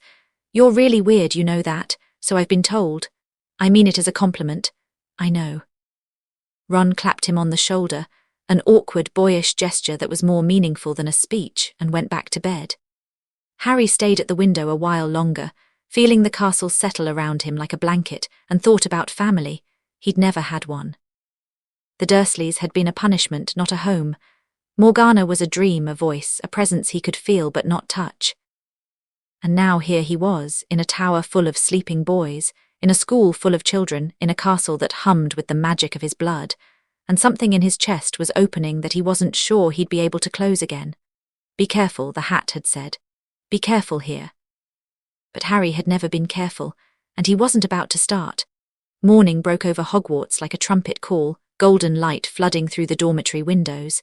The lake outside turned to hammered copper by the sunrise, birds wheeling over the towers. Harry was awake before the others, dressed and down in the common room by the time the first bleary-eyed students began to stagger downstairs. He sat in an armchair by the fire and read. Not his schoolbooks, he'd finished those at Privet Drive.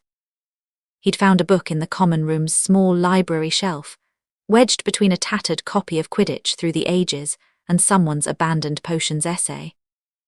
It was old, very old, the binding cracked and the pages yellowed, and it was titled The Architecture of Hogwarts, a Structural and Magical Survey, 1742. He'd pulled it free on instinct, the humming in his bones sharpening to a point, and when he opened it, a folded piece of parchment had fallen out. The parchment was blank. At least it appeared blank. Harry held it and felt the enchantment on it, layers of concealment, some of them quite clever, all of them recent relative to the book. This was not Morgana's work. This was student magic, ingenious and playful. A map, he thought. Something hidden in a book nobody read, waiting to be found by someone who could feel it. He folded it carefully and put it in his pocket. Something to investigate later. You're up early. Hermione Granger stood at the foot of the girls' staircase, fully dressed, her bag already packed, her robes immaculate. Her hair, on the other hand, appeared to be staging a revolution. Couldn't sleep, Harry said. Neither could I was too excited. She sat in the armchair opposite his with the particular intensity of someone who wanted to talk, but wasn't sure she was allowed. Harry, can I ask you something? People keep asking me that. You can always just ask. She bit her lip. On the train when you found Neville's toad. You didn't look for it, you didn't ask anyone, you just knew where it was. How? Harry set the book aside. Hermione Granger deserved a real answer. She was the sort of person who would take a lie personally, not because of vanity but because she genuinely valued truth above comfort. I could feel it, he said. The toad, it's a living thing with a magical signature, faint, but there, I can feel magical signatures. People, animals, objects, it's like... Imagine being able to hear music that most people can't. The world is full of it, everything has a frequency. Hermione's mouth opened, then closed, then opened again. He could see her mind working, cross-referencing what he'd said against everything she'd read, finding no precedent, and rather than rejecting the information, filing it as new data requiring further investigation. That's not in any of the textbooks, she said. No, it wouldn't be. Why not? Because the textbooks describe magic as wizards practice it now. What I do is, older, different. How much older? Harry smiled, he couldn't help it. Hermione Granger, presented with something that defied her existing framework, didn't panic or disbelieve or retreat. She just started asking better questions. Very old. Can I tell you more later? I'm still figuring it out myself and I don't want to get it wrong. She studied him for a long moment, then she nodded, crisp and decisive. Later, but I'm holding you to that. I don't doubt it. Students were filtering into the common room now, the early risers pulling on robes and yawning. Ron appeared on the boys' staircase looking like he'd been assembled from spare parts, shirt untucked, tie crooked, one sock significantly higher than the other. Breakfast, Ron said, with the desperate hope of a man who'd spent 8 hours dreaming about sausages. They went to breakfast. The great hall was buzzing with first-day energy. Timetables were distributed, tiny, precisely folded cards that reorganized themselves whenever you tapped them with a wand. Harry glanced at his and felt a familiar mix of anticipation and wariness, Transfiguration with McGonagall, Charms with Flitwick, History of Magic with Binns, a ghost, apparently, the only teacher who'd continued working after dying, which said something either about dedication or about the afterlife being extraordinarily boring. herbology with Sprout, astronomy at midnight on Wednesdays, and defense against the dark arts with Quirrell. That last one sat in Harry's mind like a stone in a shoe. He'd have to be in a room with whatever was under that turban, close enough to feel it for an hour at a time, multiple times a week. The thought made his skin crawl. Potions was listed too, double potions with the Slytherins, taught by Snape. Harry looked at that entry and thought about what Morgana had not said about Snape, and about the binding he'd felt on Hagrid's magic, and about the web of surveillance that Dumbledore had woven through the castle, and wondered how many more secrets this school was keeping. Their first class was Transfiguration. Professor McGonagall's classroom was on the first floor, a large, airy space with high windows and neat rows of desks. McGonagall herself was already there when they arrived, sitting behind her desk in her emerald robes, spectacles perched on her nose, radiating the particular authority of someone who had never in her life needed to raise her voice to command attention. Transfiguration, she said without preamble or welcome, is some of the most complex and dangerous magic you will learn at Hogwarts. Anyone messing about in my class will leave and not come back. You have been warned. She turned her desk into a pig. The class gasped. She turned it back. The class applauded. Today you will be attempting to turn a match into a needle. The theory is in chapter 1 of your textbooks. You may begin. Matches were distributed. The class fumbled. Ron jabbed his wand at the match and nothing happened. Hermione turned hers slightly silver on her third try. Neville's match rolled off the desk and under someone else's chair. Harry looked at his match. Transfiguration, as described in the textbook, was the magical alteration of an object's form or composition. You envisioned the change, directed your will through your wand, and the magic did the rest, reshaping molecular structure, altering physical properties, transforming one thing into another according to a set of mathematical laws, Gamp's laws of elemental transfiguration. Specifically, that governed what was and wasn't possible. That was the modern approach. Neat, logical, and rigidly structured. Harry's magic didn't work that way. He picked up the match, felt its weight, its composition, wood and phosphorus and sulfur and a thin shell of paint. Felt the magic latent in it. Everything had magic, even mundane objects, a faint background hum of potential. And rather than imposing a change from the outside, he asked. Chapter 3.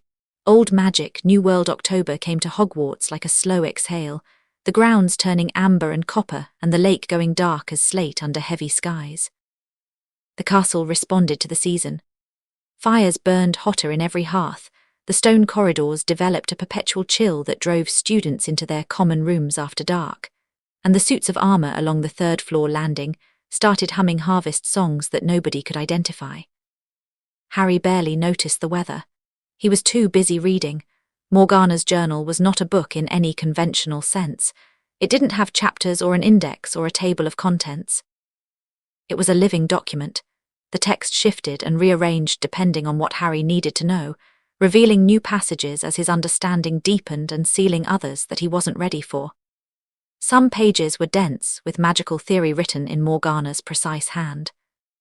Others were sketches, diagrams of ley line intersections, maps of magical nexuses across Britain, anatomical drawings of magical creatures that modern texts didn't even name. Some pages were personal. Fragments of memory, observations, the occasional aside that was so dry and sharp that Harry could hear his mother's voice in it. Merlin was a better politician than a wizard. One entry read. His magic was strong but unimaginative. He won not because he was more powerful than me, but because he was better at making people afraid of what they didn't understand. The greatest trick he ever pulled was convincing the world that structured magic was the only kind that mattered. Another entry, dated in a calendar system Harry didn't recognize. The founders are quarreling again. Salazar believes that magical education should be restricted to those of magical parentage. Godric wants to open the doors to everyone. Helga is trying to mediate. Rowena, as usual, is pretending the argument doesn't exist while secretly agreeing with Godric. I told them that if they spent half as much energy on curriculum design as they did on politics, the school might actually work. Godric laughed. Salazar didn't. Salazar rarely laughs these days. Harry read in stolen hours, early mornings before the dormitory woke, late nights in the room of requirement, free periods spent in corners of the library where Hermione had mapped out the surveillance blind spots. The journal's knowledge seeped into him slowly, like water into dry earth, filling gaps he hadn't known existed. The theory of old magic was fundamentally different from modern wizardry. Modern magic was prescriptive. Learn the spell, perform the motion, say the words, produce the effect. Old magic was descriptive. Understand the world, feel the connections, express your will, and magic responded. It wasn't about forcing change. It was about asking for it, working with the natural currents of power that flowed through everything, redirecting them, harmonizing with them. The distinction was enormous. A modern wizard casting a fire spell was essentially conjuring flame from nothing through brute magical force. An old magic practitioner doing the same thing was asking the fire that already existed in the air, in the friction of molecules, in the potential energy of the world to manifest. The result looked the same. The mechanism was entirely different, and the implications were staggering. Modern magic had limits because it drew from the wizard's personal magical reserve. You could cast until you were exhausted and then you stopped. Old magic drew from the world itself, from ley lines, from living things, from the ambient magical field that permeated everything. A practitioner of old magic didn't run out of power. They ran out of understanding. Harry was beginning to grasp why Morgana had been so feared. He shared what he learned with Hermione in their room of requirement sessions, which had become a regular occurrence. Tuesday and Thursday evenings after dinner, 2 hours of what Hermione had started calling real education. She couldn't perform old magic herself. The journal confirmed Harry's suspicion that it required a specific bloodline attunement, but she could understand it, and her understanding was a weapon in itself. Hermione didn't just absorb information. She organized it, cross-referenced it, found patterns that Harry missed. The classification system, she said one evening, 3 weeks into their sessions. She was surrounded by books, the journal open on her lap, 3 wizarding history texts on the table beside her, her notebook bristling with color-coded tabs. Light magic, dark magic, you said Morgana's magic predates the categories, but the categories had to come from somewhere. Someone created them. Merlin, Harry said. He was sitting cross-legged on the floor, practicing something the journal called resonance work, feeling the magical frequency of objects and learning to harmonize with them. The stone floor beneath him was humming gently. Or rather, the system that grew up after Merlin. He didn't invent the light-dark binary, but he laid the groundwork. He convinced people that magic had moral qualities, that certain types of magic were inherently good or evil. But that's not true. Magic doesn't have morality. People do. A healing spell and a killing curse use the same fundamental energy. The difference is intent, not category. Hermione chewed her pen. But there are spells that only work if you want to cause harm. The unforgivables, you have to mean them. Right, the intent is part of the mechanism. But that's still about the caster, not the magic. The magic is neutral. It's the will behind it that determines the effect. So the entire legal framework of the wizarding world, the decree for the reasonable restriction of underage sorcery, the ban on dark arts, all of it is based on a false premise, based on a simplification. It works more or less. Banning the killing curse is probably a good idea regardless of your philosophical framework. But the categories themselves, light and dark, they've become a way of controlling what magic people are allowed to learn. Certain types of magic are forbidden not because they're inherently dangerous, but because they are powerful in ways that threaten the existing power structure. Hermione was quiet for a long time. When she spoke, her voice was careful. Harry, you know how this sounds? Like conspiracy theory. Like something a dark wizard would say to justify learning forbidden magic. He looked at her. She met his eyes steadily, and he saw what it cost her to say it, the courage required to challenge someone she trusted, to risk the friendship rather than stay silent when she saw a potential danger. This was why he'd chosen her. You're right, he said. It does sound like that, and that's exactly why the distinction matters. I'm not saying all forbidden magic should be legal. I'm not saying there aren't spells that should never be cast. I'm saying the framework is flawed. The categories are too blunt. They were designed to make magic manageable, not to describe it accurately. And when your framework is wrong, you make wrong decisions. You ban things that shouldn't be banned. You allow things that should be questioned. You create a system where power is hoarded by the people who control the definitions. Hermione absorbed this. She wrote something in her notebook. Harry caught the words epistemological critique of magical taxonomy and then looked up with a faint smile. I'm going to write a paper on this. She said, maybe wait until you're not 11. I'm going to write a paper on this eventually. Harry laughed, and the stone floor vibrated with it, and the room of requirements fire flickered in what might have been amusement. Classes continued. Harry maintained his careful balance, exceptional enough to justify his reputation, restrained enough to avoid triggering a full investigation. It was harder than it should have been. His magic didn't want to be restrained. It pressed against the limits he'd set like water against a dam, and every day the dam had to be a little thicker. Transfiguration was the worst offender. McGonagall's classes progressed through increasingly complex transformations, matches to needles, beetles to buttons, mice to snuff boxes, and Harry had to consciously slow himself down, pretend to struggle, perform the incantations and wand movements that his magic didn't need. He hated it. Not the deception itself, but the smallness of it, like being asked to communicate in hand gestures when you could speak. But he did it, because Morgana's letter had said be brave, be kind, be yourself, and being himself meant being smart enough to know when caution served his purposes better than display.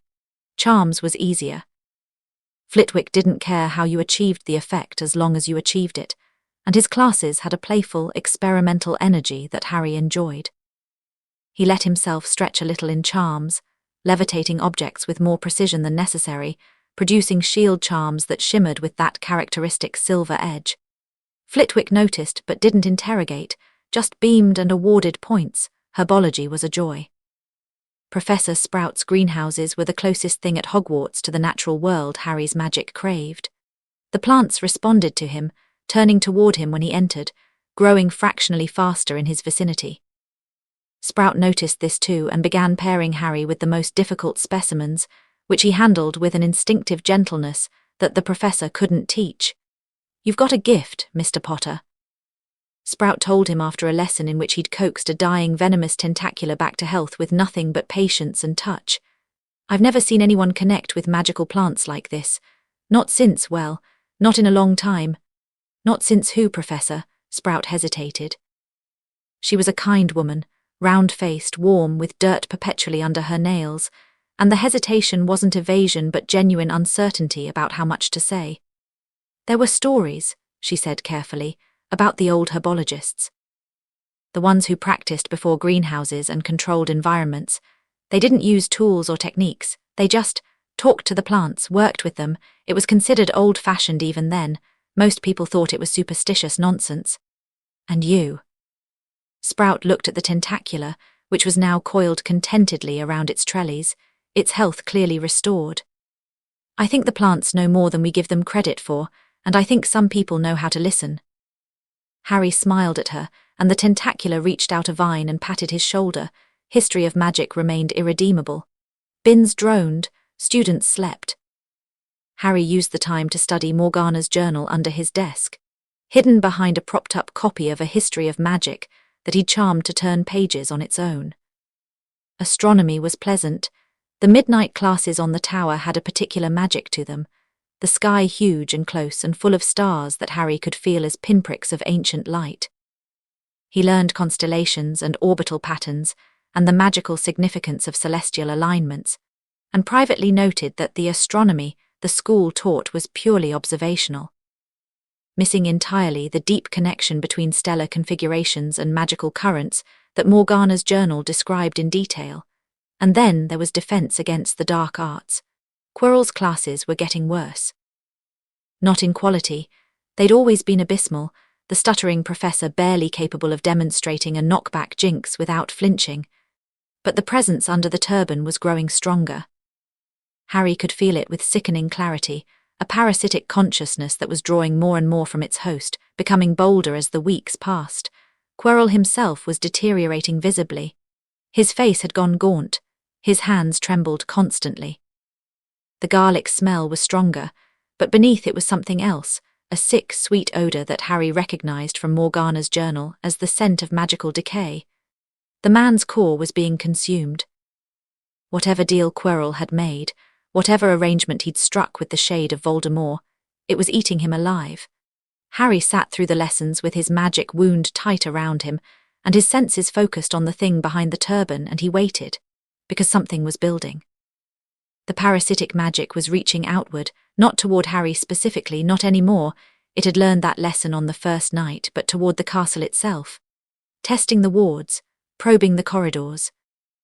Reaching toward the third floor, where that knot of layered enchantments protected whatever Dumbledore had hidden.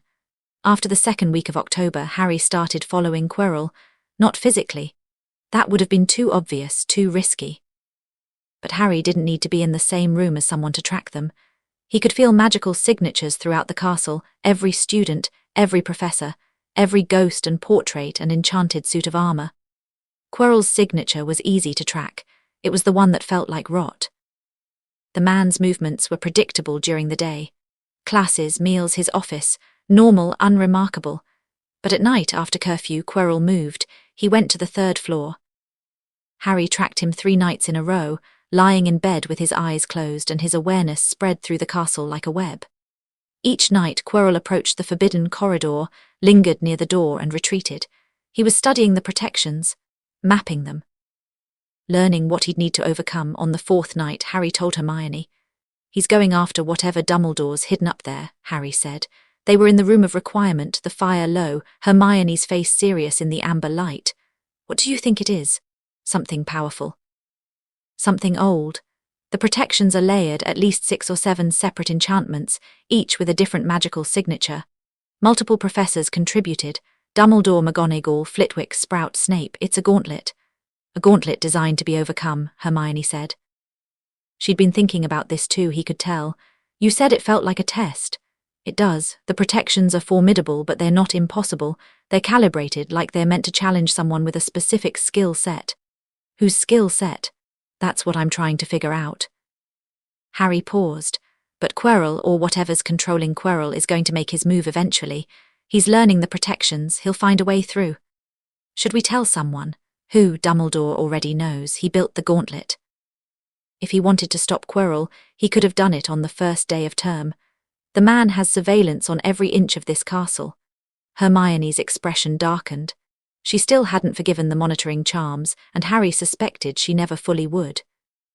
The invasion of privacy offended something fundamental in her. Then what do?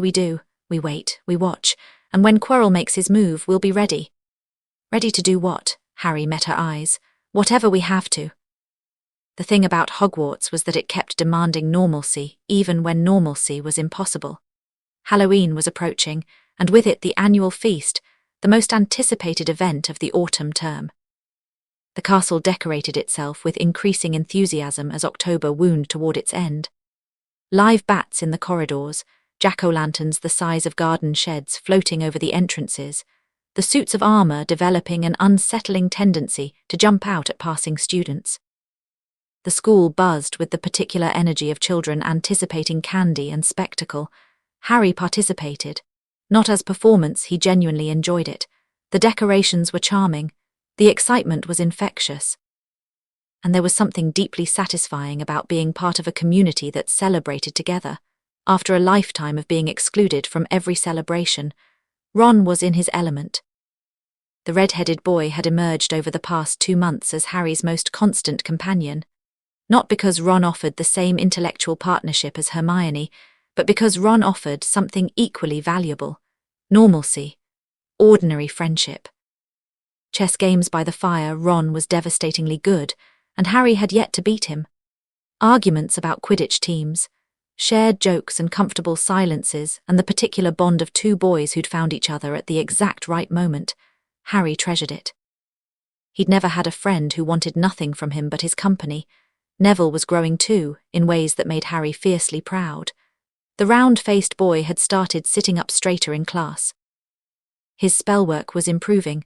Not dramatically, not overnight, but steadily, the tight knot of his magic slowly loosening as his confidence built.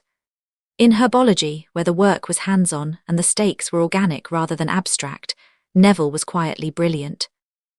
Sprout had started assigning him extra work. not as punishment but as acknowledgement that he was outpacing the curriculum. The change was most visible in small moments. Neville raising his hand in charms, Neville meeting Snape's eyes during potions instead of staring at the floor. Neville laughing at dinner, actually laughing, the sound surprised out of him as if he'd forgotten he could make it. "You did that," Hermione told Harry one evening, watching Neville across the common room where he was showing Ron a new plant he'd acquired from Sprout. "Whatever you said to him on the first day about his magic being wound tight, it changed something. I just told him the truth.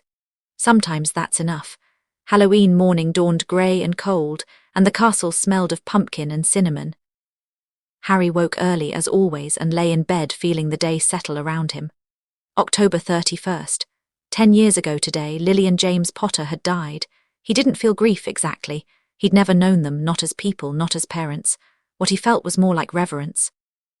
A deep, quiet acknowledgement of sacrifice. Lily had taken him as her own and died rather than give him up. James had stood between a baby and a monster with nothing but his body. They deserved to be remembered, and Harry remembered them in the way that felt most real. Not with tears, but with gratitude. He got up, dressed, and went to the window. The lake was pewter under the overcast sky. The forbidden forest was a dark line on the horizon, its trees bare and skeletal. Something moved at the forest's edge, a shadow, quick and large, and Harry felt the brush of a wild, magical signature, unfamiliar and ancient. He filed it away and went to breakfast. The day's lessons were unremarkable until charms. Flitwick had them working on the levitation charm, Wingardium Leviosa, the classic, and the class was a comedy of mispronunciation and flailing wands. Harry performed the charm neatly on his first attempt, lifting his feather to the ceiling with a gentle spiral, and then spent the rest of the lesson helping Neville, who was getting the wand movement backward. Hermione, predictably, was excellent. Her feather rose smoothly on her third try, and she couldn't resist correcting Ron's technique, which went about as well as these things usually do. "It's Wingardium Leviosa," Hermione said, demonstrating. "Make the gar nice and long." "You do it then, if you're so clever," Ron snapped. Hermione did it. Her feather soared. Ron stayed stubbornly on the desk. After class, walking through the corridors, Ron was still stewing. "It's no wonder she hasn't got any friends," he said to Seamus, loud enough for Hermione to hear. "She's a nightmare, honestly." Hermione pushed past them. Harry saw her face, the mask cracking, eyes bright, lips pressed together, and felt a flash of anger so sharp it surprised him. "Ron." Something in Harry's voice made Ron stop walking. The other students flowed around them like water around stones. "That was cruel," Harry said, "and you know it." Ron's ears reddened. "She's always correcting everyone. It's annoying." "She's trying to help. She doesn't know how else to connect with people. She spent her entire life being the smartest person in the room, and she's just discovered a world where that's not enough, and she's scared, and she doesn't know how to make friends, and what she doesn't need is someone she trusts telling other people she's a nightmare." Ron opened his mouth. Closed it. The redness spread from his ears to his neck to his face, and Harry watched the shame hit him, real shame, the kind that comes from knowing you've hurt someone and can't take it back. "I didn't mean," Ron started. "Go find her." "What? Go find her and apologize?" "Not because I'm telling you to, because you know you should." Ron stood in the corridor, looking young and miserable. Then he turned and went after Hermione, and Harry watched him go and hoped it would be enough. It wasn't. Hermione wasn't at dinner. Ron came to the feast looking subdued. "I couldn't find her," he said. "Parvati said she's been in the girls' bathroom all afternoon, crying." The guilt on Ron's face was genuine and ugly. Harry felt it radiating from him, mixed with frustration and self-recrimination, and said nothing because sometimes letting someone sit with their mistake was more productive than offering comfort. The Halloween feast was magnificent. Hagrid's pumpkins floated overhead, each one the size of a small car, their carved faces flickering with real flame. Bats swooped between the candles. The food was spectacular, more than the usual spread, with seasonal additions that smelled of autumn and warmth. Harry ate mechanically. His attention was split between the feast and the castle. His awareness stretched thin, tracking the faint pulse of Hermione's magic in a bathroom 2 floors below. Then something else pinged his awareness, and his fork stopped halfway to his mouth. The wards on the main gate had been breached. Something large, something foul, something that stank of swamp and rot and mindless hunger had entered the castle grounds. Harry stood up. Harry, Ron looked at him, confused. What? The doors to the great hall burst open and Quirrell sprinted in, turban askew, face the colour of chalk. He made it halfway to the staff table before his legs gave out. Troll, he screamed. Troll in the dungeons, thought you ought to know. He collapsed in a dead faint, or what looked like a dead faint. Harry's magic read it differently. The man was conscious. The faint was staged, and beneath the turban, the parasitic presence was alert and focused and pleased. The great hall erupted into pandemonium. Students screaming, standing, trying to run in every direction at once. Dumbledore's voice cut through the chaos. Silence, and the authority of it, backed by a pulse of magical compulsion, stilled the room. Prefects, lead your houses back to the dormitories. Teachers, follow me to the dungeons. Students began moving in panicked, orderly lines. But Harry wasn't moving. He was standing at the Gryffindor table with his eyes closed and his awareness spread through the castle, and what he felt made his blood go cold. The troll was not in the dungeons. It was on the second floor, moving north, toward the girls' bathroom where Hermione was. Harry didn't think, he ran. Harry, Ron's voice behind him. Footsteps, Ron following, confused but loyal. Harry, where are you going? The dormitories are the other way. Hermione's in the bathroom. She doesn't know about the troll. Ron's face went white. The bathroom's on the second, Harry, the troll. I know. They ran. The corridors were chaos, students streaming in every direction, prefects shouting, ghosts zooming through walls with urgent warnings. Harry navigated by instinct, the castle clearing his path. A shortcut through a tapestry, a staircase that aligned just as they reached it, a door that swung open before Harry touched it. They heard the troll before they saw it. The sound was appalling, stone crunching, metal rending, a deep, guttural bellowing that shook the walls. A stench hit them like a physical force. Rotten meat sewer, something primal and wrong. Harry rounded the last corner and there it was, 12 feet tall. Grey-green with a lumpy hide like wet concrete, tiny, stupid eyes. A wooden club the size of a tree trunk, which it was currently using to demolish the wall beside the girls' bathroom. The creature was too large for the corridor, its shoulders scraping the ceiling, its club smashing through stone and timber with every swing. Inside the bathroom, Harry could hear Hermione screaming. The troll swung again.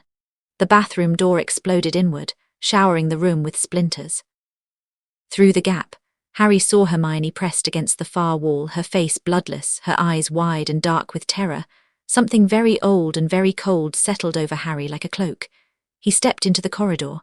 The troll turned toward him. Its tiny eyes found him, and what little brain it possessed identified him as prey. Harry looked at it. No, he said. The word wasn't English, it wasn't Latin. It was something older, something that rose from the bedrock of his blood, a syllable of command in the first language of magic, the tongue of binding and breaking, the voice of the world itself. He didn't shout it. He said it the way you'd say stop to a child, firm and absolute, and his magic unfurled from him like wings opening. The troll stopped. It didn't just stop moving. It stopped. Mid-swing, club raised overhead, every muscle locked. Its tiny eyes went wide, not with fear, because trolls barely felt fear, but with something far more fundamental. Recognition. The animal part of its brain, the part that predated language and thought, the part that remembered when magic walked the earth as a living force, that part recognized what was standing in front of it, and it submitted. The club slipped from the troll's frozen fingers and crashed to the floor. The corridor shook. Harry walked toward it. The troll didn't move, couldn't move. His magic held it as surely as chains, not constraining its body but commanding the magic in its blood. Because even trolls had magic, dim and sluggish, and all magic answered to the old tongue when spoken with authority. He stopped 3 feet from the creature. Up close it was pitiful as much as it was monstrous. A mountain troll, far from home, confused and frightened. Someone had let this thing into the castle. Someone had pointed it toward the upper floors. Sleep, Harry said in that same ancient voice, and the troll's eyes rolled back and it crashed to the ground like a felled tree. The impact shook dust from the ceiling. The creature began to snore. Silence. Harry turned. Ron was standing at the end of the corridor with his mouth open and his wand dangling forgotten from his hand. Behind him, drawn by the noise, A cluster of older students had gathered, their faces slack with shock. Inside the bathroom, Hermione was still pressed against the wall, but her expression had changed. She was staring at Harry through the ruined doorway with an intensity that went beyond gratitude or relief. She'd seen what he'd done. She'd heard the old tongue. And she understood, better than anyone in that corridor, exactly what had just happened. Harry went to her. She was shaking, fine, full-body tremors, the aftermath of adrenaline and terror. He didn't touch her. He just stood in front of her and said very simply, "You're safe." Hermione looked at him. Then she grabbed him and hugged him so hard his ribs creaked. Ron appeared in the bathroom doorway, pale and shaky. Is everyone? We're fine," Hermione said, her voice muffled against Harry's shoulder. She pulled back, wiped her eyes with the back of her hand and turned to Ron. A silence stretched between them. Chapter 4. The weight of a name. The silence between Ron and Hermione lasted exactly 4 seconds. "I'm sorry," Ron said. The words came out rough, graceless, the way apologies come from people who aren't practiced at making them. His ears were scarlet and his hands were shoved deep in his pockets. "What I said about you not having friends, it was stupid and mean and I didn't mean it. Well, I sort of meant it when I said it, but I didn't mean it. I was just embarrassed because you're better at charms than me and I took it out on you and that's not Ron," Hermione said. "Because you were only trying to help and I know that. I've always known that. And I should have just said thanks instead of being a complete Ron." He stopped talking. Hermione's eyes were red-rimmed, and her hair was wild, and there was plaster dust on her robes from the demolished wall, and she looked at Ron Weasley with an expression that was equal parts exasperation and something softer. "Thank you," she said, "for coming to find me." Ron blinked. Well, Harry's the one who, you both came. That's what matters." A clatter of footsteps announced the arrival of the professors. McGonagall came first, her face white with fury, her robes swirling behind her like a storm front. Snape was a step behind, dark and silent, his eyes already sweeping the corridor and the unconscious troll and the 3 first-years standing in the wreckage. Quirrell brought up the rear, leaning against the wall and making a show of hyperventilating, though Harry noted that the man's eyes were sharp and calculating behind the performance. "What on earth were you thinking?" McGonagall's voice could have stripped paint. She looked from the troll to the students and back, her lips so thin they'd nearly disappeared. "You're lucky you weren't killed. Why aren't you in your dormitory?" Hermione opened her mouth. Harry could feel what she was about to do, take the blame, claim she'd gone looking for the troll, protect them. Hermione was in the bathroom and didn't know about the troll, Harry said before she could. "Ron and I came to warn her. We got here before the teachers did. And the troll." McGonagall stared at the creature, which was snoring with a sound like a broken engine. "Who? How?" "I put it to sleep, Professor." The corridor went very quiet. McGonagall looked at Harry. Her expression was the expression of a woman who had just watched an 11-year-old do something that should have required a team of trained wizards, and who was struggling to reconcile this with her understanding of how the world worked. "You put a full-grown mountain troll to sleep." She said flatly, "Yes, Professor." "How?" Harry held her gaze. Behind McGonagall, he could see Snape watching him with that unreadable intensity and Quirrell's eyes flicking between Harry and the troll with barely concealed calculation. "I asked it nicely," Harry said. Ron made a strangled noise. Hermione elbowed him. McGonagall's jaw tightened. She knew she wasn't getting the real answer, and she knew she wasn't going to get it in a corridor full of witnesses. Her eyes flicked to Snape, a quick, loaded glance that carried an entire unspoken conversation, and then back to Harry. 5 points will be awarded to each of you, she said. "For sheer dumb luck. Now get back to your dormitory, all of you." They went. Harry felt Snape's eyes on his back all the way to the staircase, and Quirrell's eyes on him after that, and the weight of both gazes was very different. Snape's complicated and layered and shot through with something that might have been reluctant respect. Quirrell's hungry and calculating and underscored by the parasitic intelligence behind the turban, reassessing, recalibrating, suddenly and deeply uncertain about the boy it had tried to kill 10 years ago. The Gryffindor common room was buzzing when they arrived. News of the troll had spread with the particular velocity of school gossip, mutating as it went. By the time Harry, Ron and Hermione climbed through the portrait hole, the prevailing story was that Harry had fought the troll bare-handed and ripped its club away. which was both more and less impressive than the truth. "Did you really fight a troll?" Seamus Finnegan demanded. "It wasn't really a fight," Harry said. "He put it to sleep," Ron announced, the awe still fresh in his voice. "Just walked up to it and told it to sleep, and it did. Biggest thing I've ever seen. The club was the size of a Hermione What's Really Big, a contextually appropriate simile. Yeah, the club was the size of one of those." The common room laughed. The tension broke. Fred and George Weasley materialized with mugs of hot chocolate from somewhere. "Don't ask where we got it," plausible deniability. And the evening settled into the particular warmth of a crisis survived, and a community drawn closer by shared fear. Harry sat by the fire and let the normalcy wash over him. Hermione was on the couch beside him, her feet tucked under her, her hands wrapped around her mug. Ron was across from them, animated and gesturing. Neville had emerged from the dormitory where he'd been worrying himself sick and was now sitting on the floor by Harry's chair, quiet and relieved. This was the first time all four of them had been together in the common room, and something about the configuration felt right. "Complete." "Harry," Hermione said quietly under the noise of the common room, "we need to talk about what happened." "I know. Not tonight, tomorrow, room of requirement." He nodded, and Harry, her voice dropped even lower. "The troll didn't get in by itself." "No, it didn't." Their eyes met, and the understanding that passed between them was silent and absolute. Someone had let the troll into the castle, someone who wanted a distraction. Someone who'd taken advantage of the chaos to go somewhere they shouldn't. Harry had tracked Quirrell's magical signature during the feast. In the moments after his staged feint, before the professors mobilized, Quirrell's signature had moved, not toward the dungeons with the other teachers. Toward the third floor, mourning brought consequences. Not official ones, McGonagall's 5 points apiece stood as the formal response, and no further disciplinary action materialized. But Harry woke to find that the school's social landscape had shifted overnight in ways that couldn't be undone. The story had grown legs. By breakfast, every student in Hogwarts knew some version of what had happened in the second-floor corridor, and Harry Potter's name was being spoken with a new frequency and a new tone.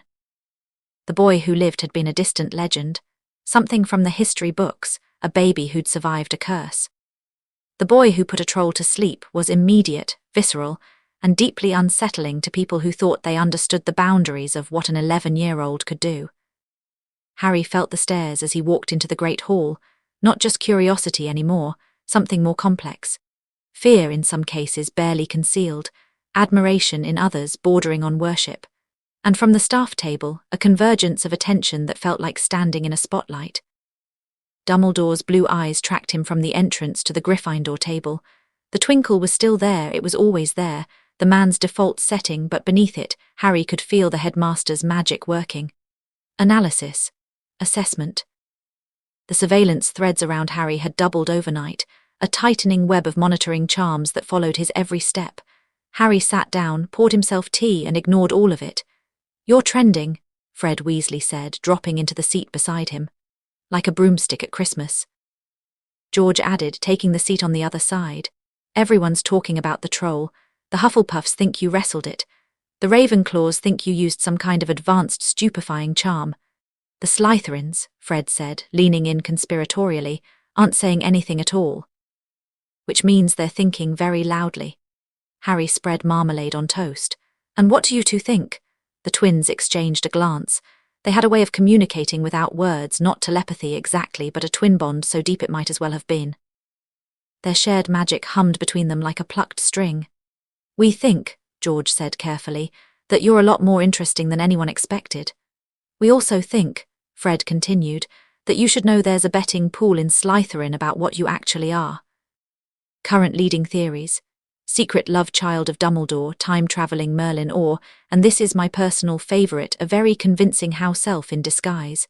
Harry laughed. He couldn't help it. "I'll take house elf." The twins grinned identical grins and disappeared down the table, leaving Harry with the warm sense that he'd just passed some kind of test. The Weasley twins, he was learning, operated on a different wavelength from most people, chaotic, irreverent, deeply observant. They noticed things. And they'd noticed him. The owl post arrived in a storm of feathers and falling packages. Hedwig landed on Harry's shoulder with a letter clutched in her talons, a folded note in unfamiliar handwriting, sealed with plain wax. Harry opened it under the table. "Mr. Potter, my office, tonight. 8 o'clock. The password is sherbet lemon. Dumbledore. Harry read the note twice, then folded it and slipped it into his pocket. Across the table, Hermione caught his eye. He gave her a slight nod. It had begun. The day passed in a haze of classes and anticipation. Harry moved through Transfiguration and Charms on autopilot, his mind already working through the conversation ahead. Dumbledore wanted to talk. The question was whether the headmaster intended to interrogate, manipulate, or simply probe, and how much Harry should reveal. He went to the room of requirement at lunch, skipping the meal, and spent an hour with Morgana's journal. The pages had shifted again, new content surfacing, as if the journal sensed what was coming. He found a section on occlumency, the art of defending the mind against magical intrusion. The modern approach to occlumency is architectural, Morgana had written. Practitioners build walls, fortresses, labyrinths, mental structures designed to block or mislead an intruder. This is effective against modern legilimency, but fundamentally flawed. Any wall can be breached if the attacker is strong enough. The old approach is different. Rather than building defenses, you change the nature of the terrain. An old magic practitioner's mind is not a fortress, it is an ocean. An intruder doesn't encounter a wall. They encounter depth, vast, dark, bottomless depth, and the deeper they push, the more lost they become. Not because you're hiding anything, but because there is simply too much of you for anyone to comprehend. Harry closed his eyes and felt his mind. She was right. His consciousness wasn't a room or a building. It was a landscape, enormous, layered, echoing with the accumulated knowledge of Morgana's bloodline and the deep magic of the land itself. Any legilimens who pushed into his thoughts would find not secrets behind a wall, but an ocean that went all the way down. He practiced anyway. Not building defenses, letting himself sink into the depth, becoming comfortable with the vastness of his own inner world, so that if Dumbledore pushed, and Dumbledore would push, Harry would be ready. Hermione found him in the corridor outside the room of requirement at 2 o'clock. "I've been researching Dumbledore," she said without preamble, falling into step beside him. "His published works, his career, his political positions. Did you know he defeated Grindelwald in 1945? I know. It made him the most powerful political figure in the wizarding world. He's been offered the position of Minister for Magic 3 times and turned it down each time. But he's still the most influential person in magical Britain, Chief Warlock of the Wisengamot, Supreme Mugwump of the International Confederation of Wizards, Headmaster of Hogwarts. He controls the judiciary, the international stage, and the education of every young witch and wizard in the country. That's a lot of power for someone who claims not to want it. That's what I thought." Hermione's voice was tight with the particular frustration of someone who'd found an inconsistency and couldn't let it go. He positions himself as a kindly mentor figure, the wise old man. But the structural reality is that he has more concentrated influence than any single person in the wizarding world, and he's maintained it for decades. You think it's deliberate. I think a man as intelligent as Dumbledore doesn't accumulate that much power accidentally. And I think the benevolent grandfather persona is useful precisely because it makes people trust him without question. Harry looked at her. Hermione Granger, 11 years old, systematically dismantling the reputation of the most revered wizard alive based on structural analysis and primary sources. He felt a surge of something that was close to awe. "You're going to be terrifying when you grow up," he said. "I'm terrifying now." "What are you going to tell him?" "The truth, some of it, enough to see how he responds." "That's a dangerous game. I know, I want to come with you." "No," the word came out harder than Harry intended. Hermione's chin lifted, her eyes flashing. "Hermione," Harry said more gently. "If Dumbledore finds out you know what I am, you become a target. Not a physical one, he won't hurt you, but he'll manage you, monitor you, use you as leverage. Right now, you're invisible to him. A bright muggle-born first year. Nothing special. That anonymity is the most valuable thing you have." "I don't care about being invisible. I care about keeping you safe." Their eyes locked.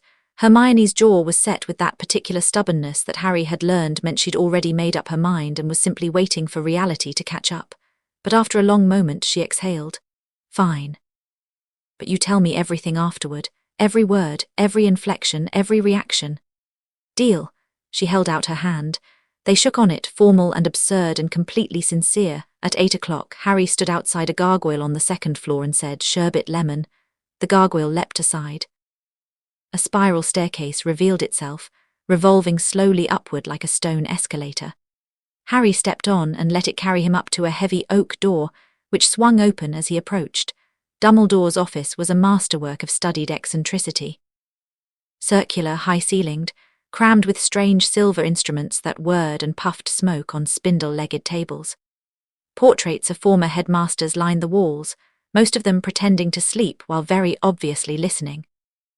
A magnificent phoenix, red and gold, burning with magical fire that gave off no heat, sat on a perch beside the desk. And behind the desk, in a high-back chair, Albus Dumbledore waited. "Harry, my boy, do sit down. Lemon drop." Harry sat in the chair opposite the desk. It was comfortable, deliberately so, designed to put visitors at ease. The whole office was designed that way, warm, cluttered, unthreatening. The den of a kindly old eccentric, not a man who controlled the fate of nations. "No, thank you, Professor." The phoenix turned its head and fixed Harry with one bright amber eye. Harry felt its magic, ancient, clean, cyclical, the magic of death and rebirth and the fire that burned between. The bird studied him for a long moment, then let out a soft, musical cry that vibrated in Harry's chest. "Fawkes seems to like you," Dumbledore said. His voice was warm, his blue eyes twinkled. "He's usually wary of strangers. He's beautiful." "He is indeed. Phoenixes are remarkable creatures, endlessly loyal, capable of extraordinary healing and quite good company on long nights." Dumbledore steepled his fingers. "But I didn't ask you here to discuss my familiar. I wanted to talk about what happened last night. The troll." "The troll. Professor McGonagall tells me you subdued a full-grown mountain troll single-handedly, without a visible spell." "Without, apparently, a drawn wand." Harry met Dumbledore's eyes. The old wizard's gaze was steady and penetrating, and Harry felt the faintest brush of legilimency against his mind, not an attack, not even an intrusion. A touch, a knock at the door. Harry let him feel the ocean. The brush of legilimency recoiled. Just slightly, just for a fraction of a second, but Harry saw it register on Dumbledore's face, a micro-expression there and gone, like a man who'd reached for a teacup and found a grenade. The twinkle didn't waver, the smile didn't falter. But something behind both shifted. "You have remarkable mental defenses for someone your age," Dumbledore said lightly. "I apologize for the intrusion, an old habit of reading your students' minds." The directness landed like a stone in a still pond.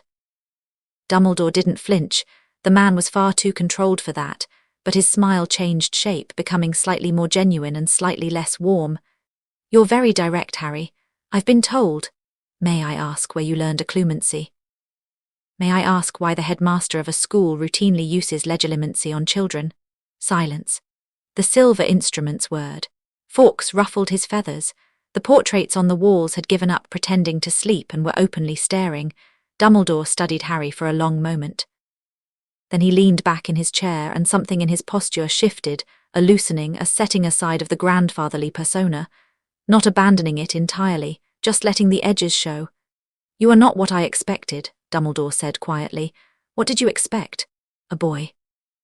"A remarkable boy, certainly, given your history, given the prophecy, but a boy nonetheless. 11 years old, raised by muggles, unfamiliar with our world. Someone who would need guidance, protection, direction." He paused.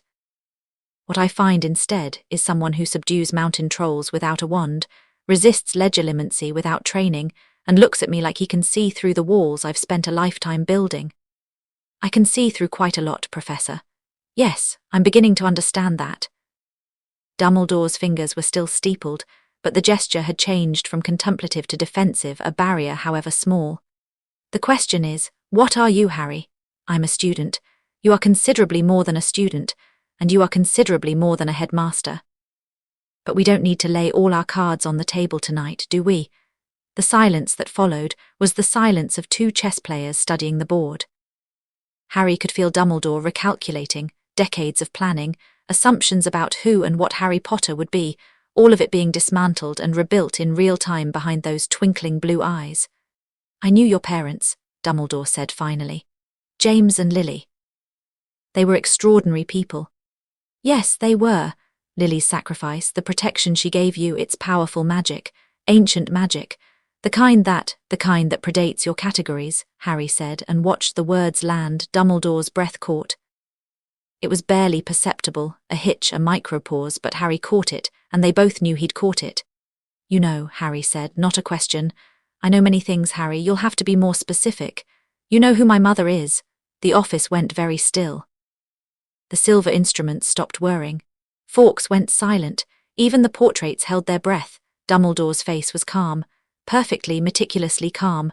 The control it took to maintain that calm in this moment was, Harry had to admit, genuinely impressive. Lily Evans, Dumbledore began, was my mother in every way that matters. She raised me. She died for me. I honor her memory every day. Harry's voice was steady. But she wasn't my birth mother, and you know that. You've known since the night she told you. Long seconds passed. The fire in the hearth crackled. Then Dumbledore sighed. It was a vast, tired sound, the sound of a very old man setting down a burden he'd carried for a very long time. Yes, he said, I know. How long were you going to wait before telling me? I hadn't decided. Perhaps never. The honesty surprised Harry. He'd expected evasion, redirection, the careful deployment of half-truths. Instead, Dumbledore was looking at him with an expression that was, for the first time, unguarded. Tired. Old. I hoped, Dumbledore continued, that it wouldn't matter. That you would grow up as Harry Potter, Lily's son, James's son, and that the other thing, the bloodline, would remain dormant. I placed you with the Dursleys not just for the blood protection, but because a Muggle household was the last place anyone would look for. He stopped. For Morgana Le Fay's son. Dumbledore closed his eyes. When he opened them, the twinkle was gone. What remained was sharper, colder, more real. When Lily came to me, he said, she was terrified. Not of Voldemort. Lily was never afraid of Voldemort. She was afraid of what would happen if the wizarding world discovered what you were. Morgana Le Fay is not a name that inspires nuance in our community, Harry.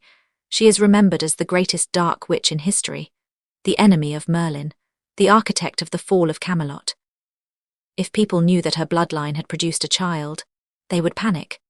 They would do considerably worse than panic. The Ministry would act. Factions within the Wisengamot would demand your containment. Others would seek to use you. You would become a weapon or a threat, and either way you would not be allowed to simply be a child. Harry absorbed this. It was, he had to admit, a reasonable assessment. Not a justification. Nothing justified 10 years in a cupboard under the stairs, but a reasonable analysis of the political reality. So you hid me. I protected you. You put me in a cupboard, Professor. Dumbledore flinched.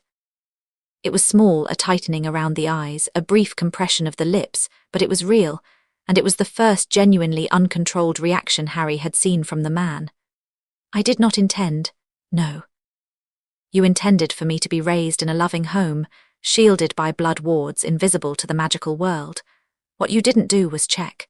In 10 years, you never once checked on me. You left me with people who locked me in a cupboard and fed me scraps and told me my parents were drunks who died in a car crash, and you never, once, checked. The words were quiet. Harry didn't raise his voice. He didn't need to. Each sentence landed with the precision of a scalpel, and he watched them cut. Dumbledore sat in his chair and said nothing. His hands, Harry noticed, were trembling slightly, not with fear, with something worse. I made a mistake, Dumbledore said. His voice was rough. A grievous one. I told myself that the blood protection was sufficient, that Petunia, whatever her feelings about magic, would care for her sister's child. I was wrong, and I have no excuse. Harry let the silence hold. Not to punish, he wasn't interested in cruelty, but because the silence was necessary. Because Dumbledore needed to sit with what he'd done before they could move forward. I'm not here to relitigate my childhood, Harry said finally. What's done is done. I survived. I'm here. What I need to know is what happens next. Dumbledore's eyes sharpened. The old strategist, surfacing through the guilt. What do you mean? I mean, you've known what I am for 11 years. You've had 11 years to plan. I can feel your monitoring charms throughout this castle. And yes, I can feel them, all of them, so please don't insult me by pretending they don't exist. You've been tracking my movements, my magical output, my interactions since September 1st. You have a plan for me, Professor. I'd like to know what it is. The room was very quiet. Dumbledore looked at Harry, really looked, without pretense or performance, and Harry saw the man behind the legend. Brilliant, ruthless, genuinely compassionate in his way. And utterly convinced that he was the only person capable of steering the world through what was coming. Voldemort is not dead, Dumbledore said. I know, he's attached to the back of Quirrell's head. Whatever remaining composure Dumbledore had maintained cracked visibly. The old wizard's hand shot to the arm of his chair. His eyes went wide, truly wide, the blue irises stark against the whites. I've been able to feel him since the welcoming feast. The parasitic magic is unmistakable. He's feeding off Quirrell's life force and using him to access the castle. Harry paused. He's after whatever you've hidden on the 3rd floor. Dumbledore stared at him. The calculation behind his eyes was almost audible. Every assumption about Harry Potter being demolished and rebuilt, the entire strategic framework of 11 years planning collapsing and reforming in real time. The Philosopher's Stone, Dumbledore said slowly. Nicholas Flamel's creation. It produces the elixir of life, the key to immortality. Voldemort in his current state would need it to restore his body. And you brought it here, to a school full of children. I brought it here because Hogwarts is the most heavily warded location in Britain, and because, he trailed off. Because you wanted to see what would happen, Harry finished.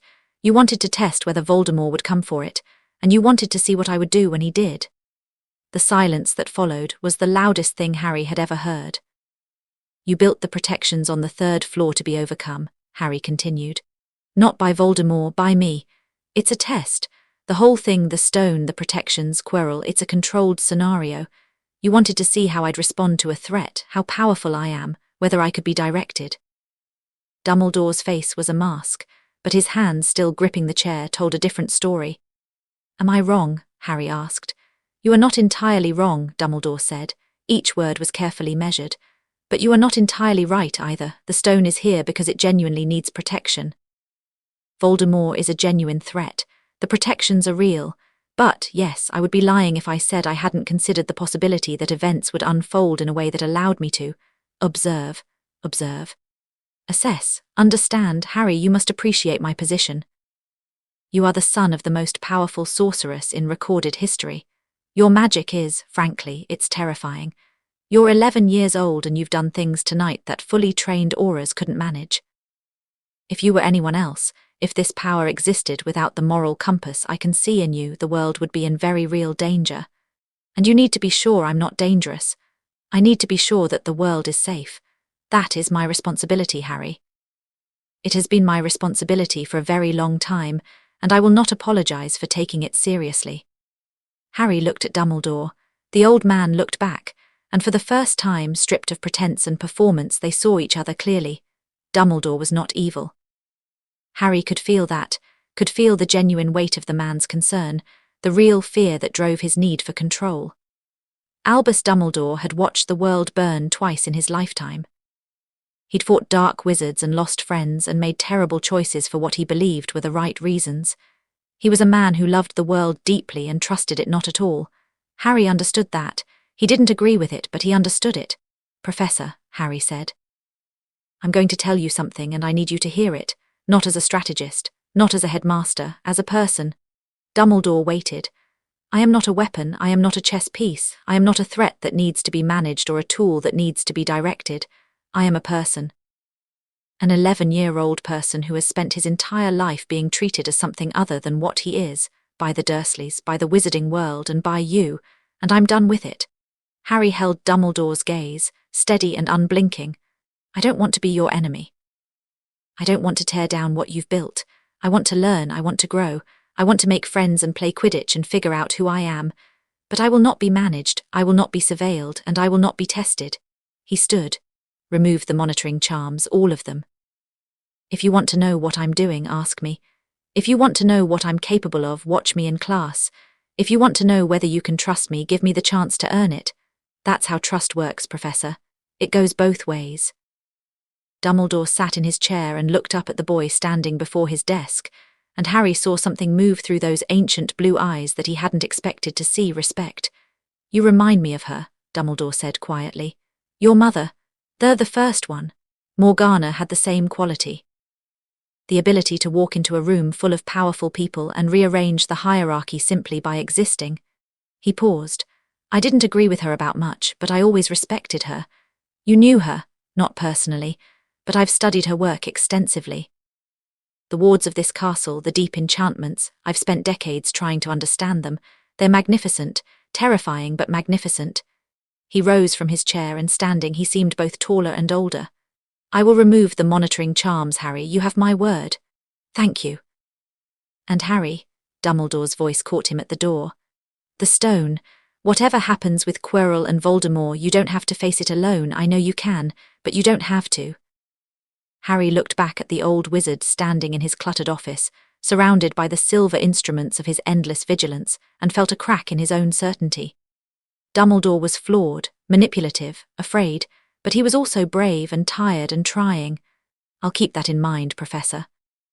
He left the office and descended the spiral staircase into a dark corridor, and the castle wrapped its magic around him like a warm hand and guided him home. Hermione was waiting in the room of requirement. She'd set up what Harry had come to think of as her war room, the table covered in notes, the journal open to a relevant page, a pot of tea keeping itself warm through some charm she'd figured out on her own. When Harry walked in, she took one look at his face and poured him a cup without asking. Tell me everything. He told her everything. Hermione listened with her pen moving across paper, capturing not just Harry's words but his impressions, Dumbledore's reactions, his tone shifts, the moments where control had slipped. When Harry finished, she sat back and stared at her notes. He's going to remove the monitoring charms, she said. He said he would. Do you believe him? Harry considered. I believe he'll remove the ones I identified. Whether he has others I didn't catch, that's a different question. So we trust but verify. We verify first and then consider trusting. Hermione almost smiled. The Philosopher's Stone, he confirmed it. He did. Nicola's Flamel's creation. It produces an elixir that grants immortality or at least extends life indefinitely. Voldemort wants it to restore his body. And Dumbledore brought it to a school. He claims the wards make Hogwarts the safest location. He's not wrong about that, the castle's protections are immense. But he also admitted that part of the reason was to create a scenario, to test me. Hermione's pen stopped.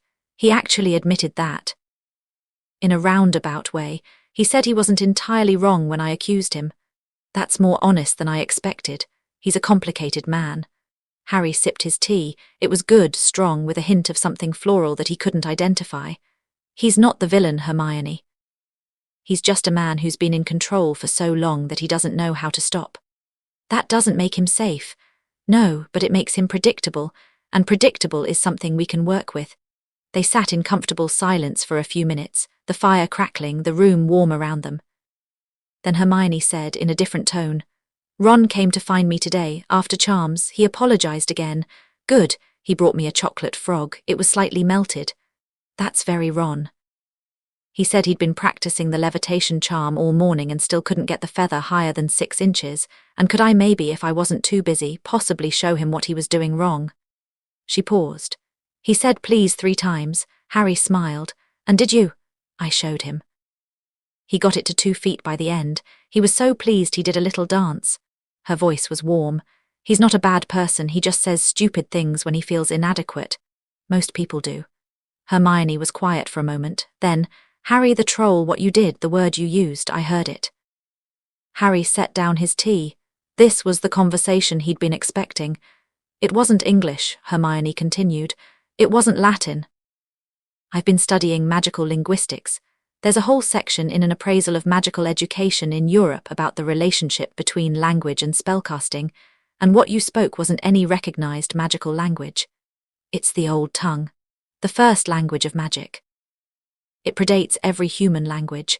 It doesn't have grammar or vocabulary in the way we think of it. It's more like the language that magic itself speaks, commands expressed in the fundamental syntax of reality. Hermione's pen was moving furiously. And you can speak it. Some of it. It comes from the blood Morgana's legacy. I don't choose the words, they just arise when I need them. What did you say to the troll? No, and then sleep, that's the closest translation, but the words carry more than meaning, they carry authority. When you speak in the old tongue, you're not asking magic to do something. You're telling reality how it's going to be." Hermione stared at him. Her pen had stopped, ink pooling slightly on the page. "That's Harry, do you understand the implications of that? You're describing a form of magic where the caster's word literally rewrites reality. That's not spellcasting. I know what it is. It's what the textbooks describe as the theoretical basis for all magic. The primordial language, logos, the word. Every magical tradition references it, the Egyptians, the Norse, the Celts, but they all treat it as myth. A metaphor for the relationship between intent and effect. You're telling me it's real. It's real. And you can use it when I need to. It's not a skill I can practice or refine. It's more like a reflex. Under pressure, under need, the words come." Hermione put down her pen. She looked at Harry with an expression that was new, not the academic hunger he was used to, not the sharp focus of a researcher encountering new data. Something deeper.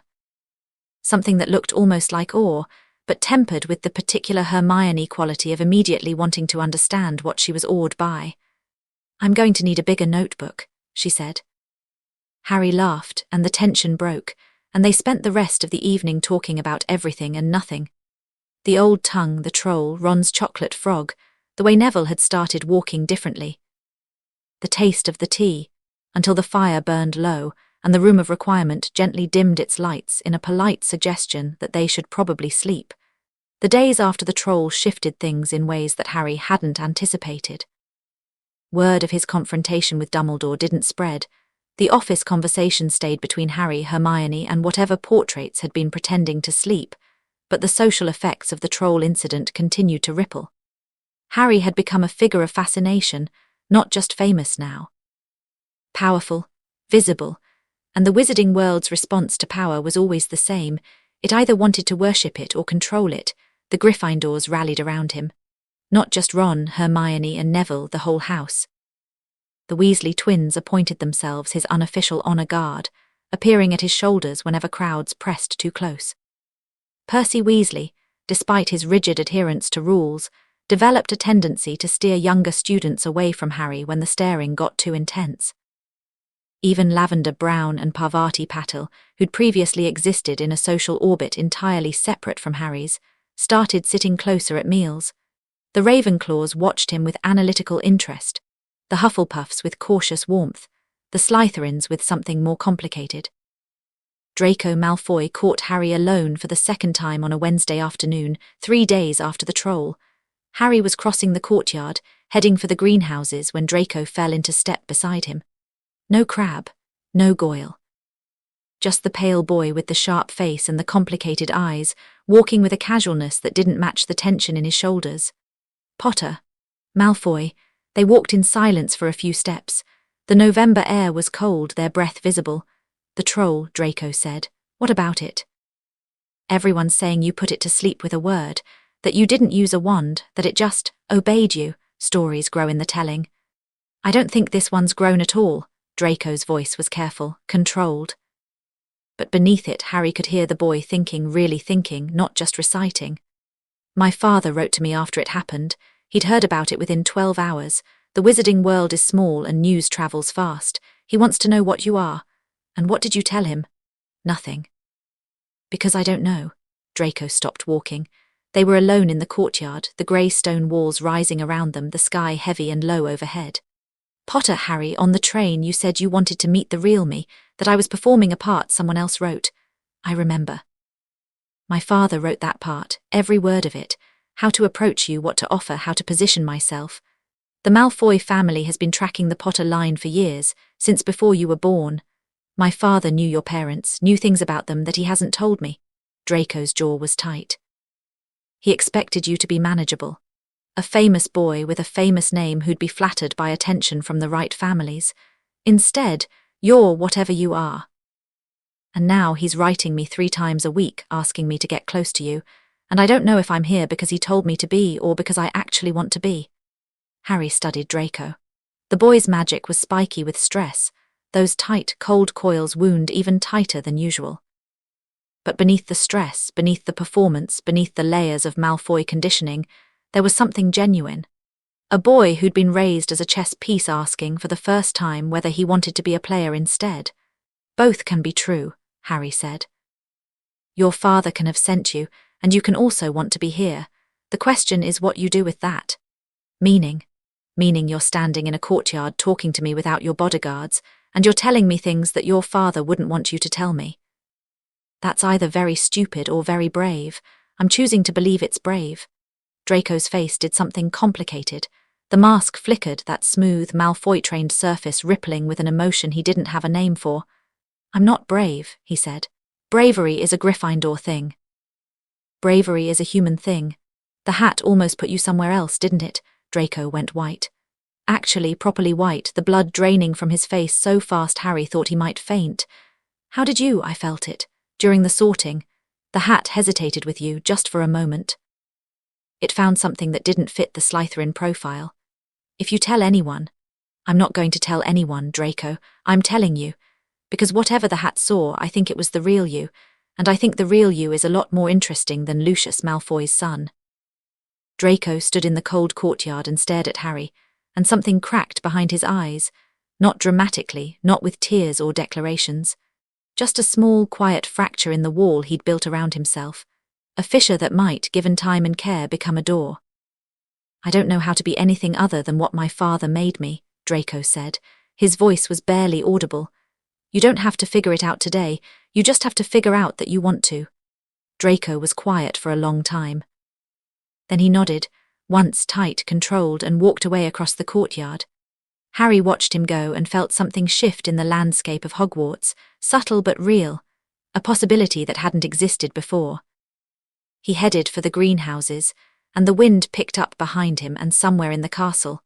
A door that had been locked for a very long time opened a quarter inch. November deepened. The first Quidditch match of the season was approaching, Gryffindor versus Slytherin, and the school's attention pivoted from Harry's mysterious powers to the considerably more accessible drama of inter-house sporting rivalry. Harry had been practicing with the Gryffindor team since October. Oliver Wood, the team captain, was a stocky fifth year with the particular intensity of someone who'd replaced his personality with a sport, and he ran practices with the meticulous dedication of a military campaign. Harry loved it. Flying was the one area where he didn't have to hold back. Not because he chose to let loose. Quidditch had rules and structure, and he respected both, but because the act of flying itself was so aligned with his magic that restraint would have been counterproductive. In the air, on a broom, moving at speed through 3 dimensions with the wind in his face and the ground far below, Harry was purely and completely himself. His magic sang. His senses expanded. Every current of air, every shift in the weather, every movement of the other players.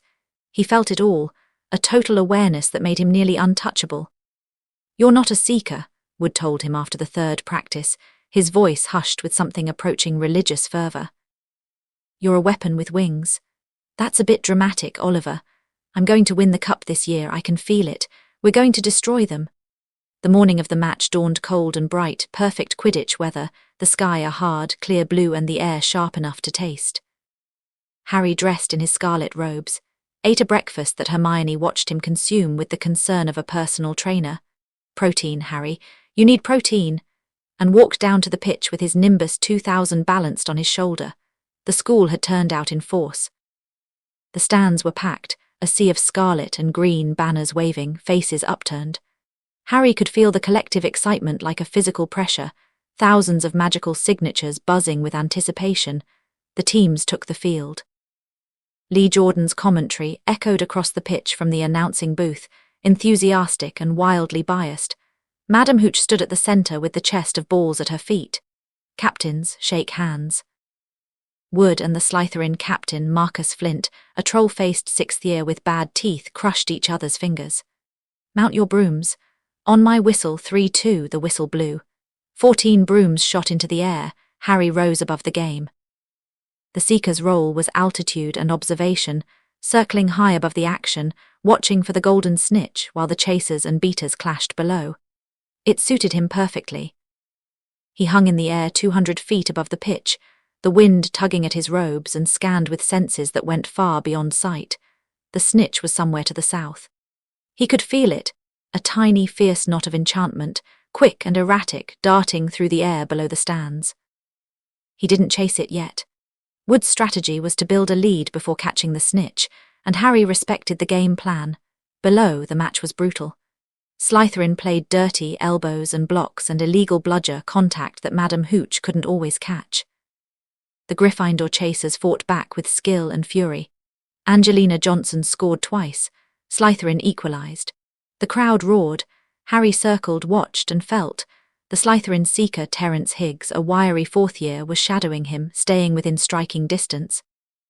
Standard seeker tactics. Mirror your opponent, watch for the snitch, react faster. Harry let him. The snitch had moved, darting north now, zigzagging above the teacher's stand. Then his broom lurched. It was subtle at first, a vibration in the handle, a slight resistance when he tried to turn. Harry tightened his grip and felt for the cause, and his blood went cold. Someone was jinxing his broom. A stream of focused magical intent, aimed directly at the nimbus, trying to override the broom's enchantments and take control. Harry tracked the thread of magic back to its source and found it coming from the stands. Two sources, actually. Two streams of magic aimed at his broom, intertwined, and for a disorienting moment, Harry couldn't tell if they were working together or against each other. One was coming from Quirrell. The man was sitting in the teacher's stand, his eyes locked on Harry, his lips moving in a continuous mutter. The parasitic magic under his turban was fully engaged, pouring malicious intent into the jinx. The other was coming from Snape. Sitting beside Quirrell, his dark eyes fixed on Harry's broom, his lips also moving.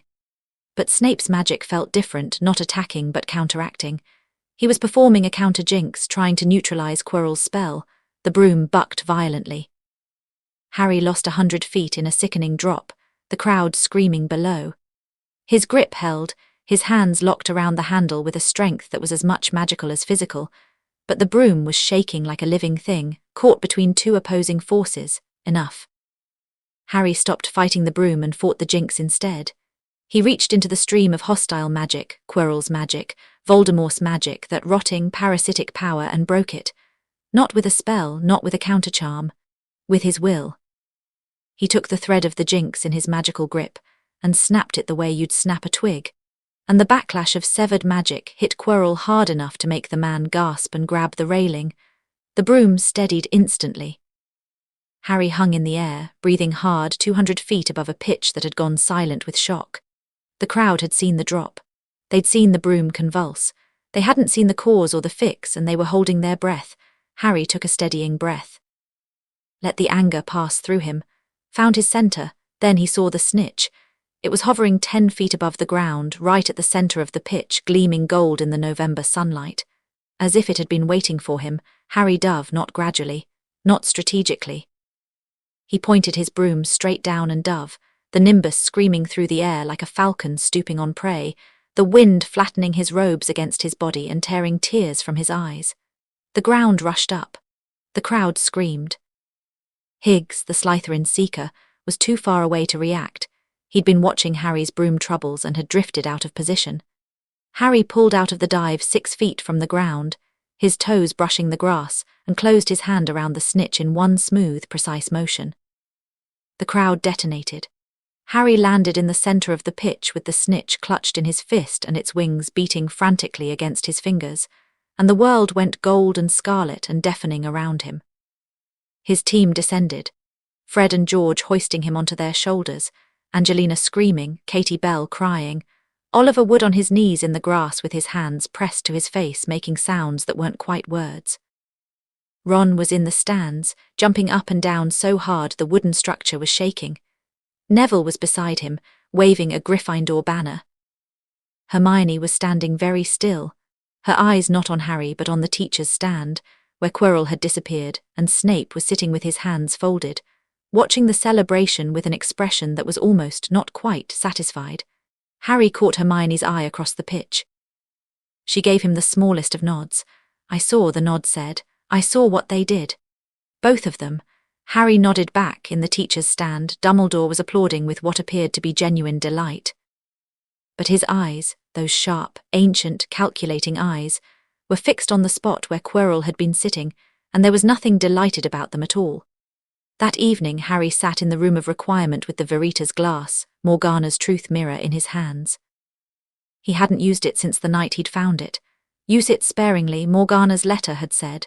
Truth is a harsh light, but the events of the day had sharpened his need for clarity. The troll, Dumbledore, Quirrell's jinx, Snape's counterjinx, pieces on a board. He needed to see the board. He held the mirror up and looked into its dark surface. "Show me the truth about Severus Snape," he said. The mirror darkened, then cleared, and Harry saw a young man, thin and hook-nosed and desperately unhappy, standing on the edge of a lake at twilight. A girl beside him, red-haired, green-eyed, laughing at something he'd said. The joy on the young man's face was so pure and so alien to the Snape Harry knew that it hurt to look at. The scene shifted. The same man, older now, darker, kneeling on a stone floor. A mark on his arm, the dark mark, burning black against sallow skin. His face twisted with self-loathing, again. Snape standing in the ruins of a cottage, bodies on the floor, a baby crying.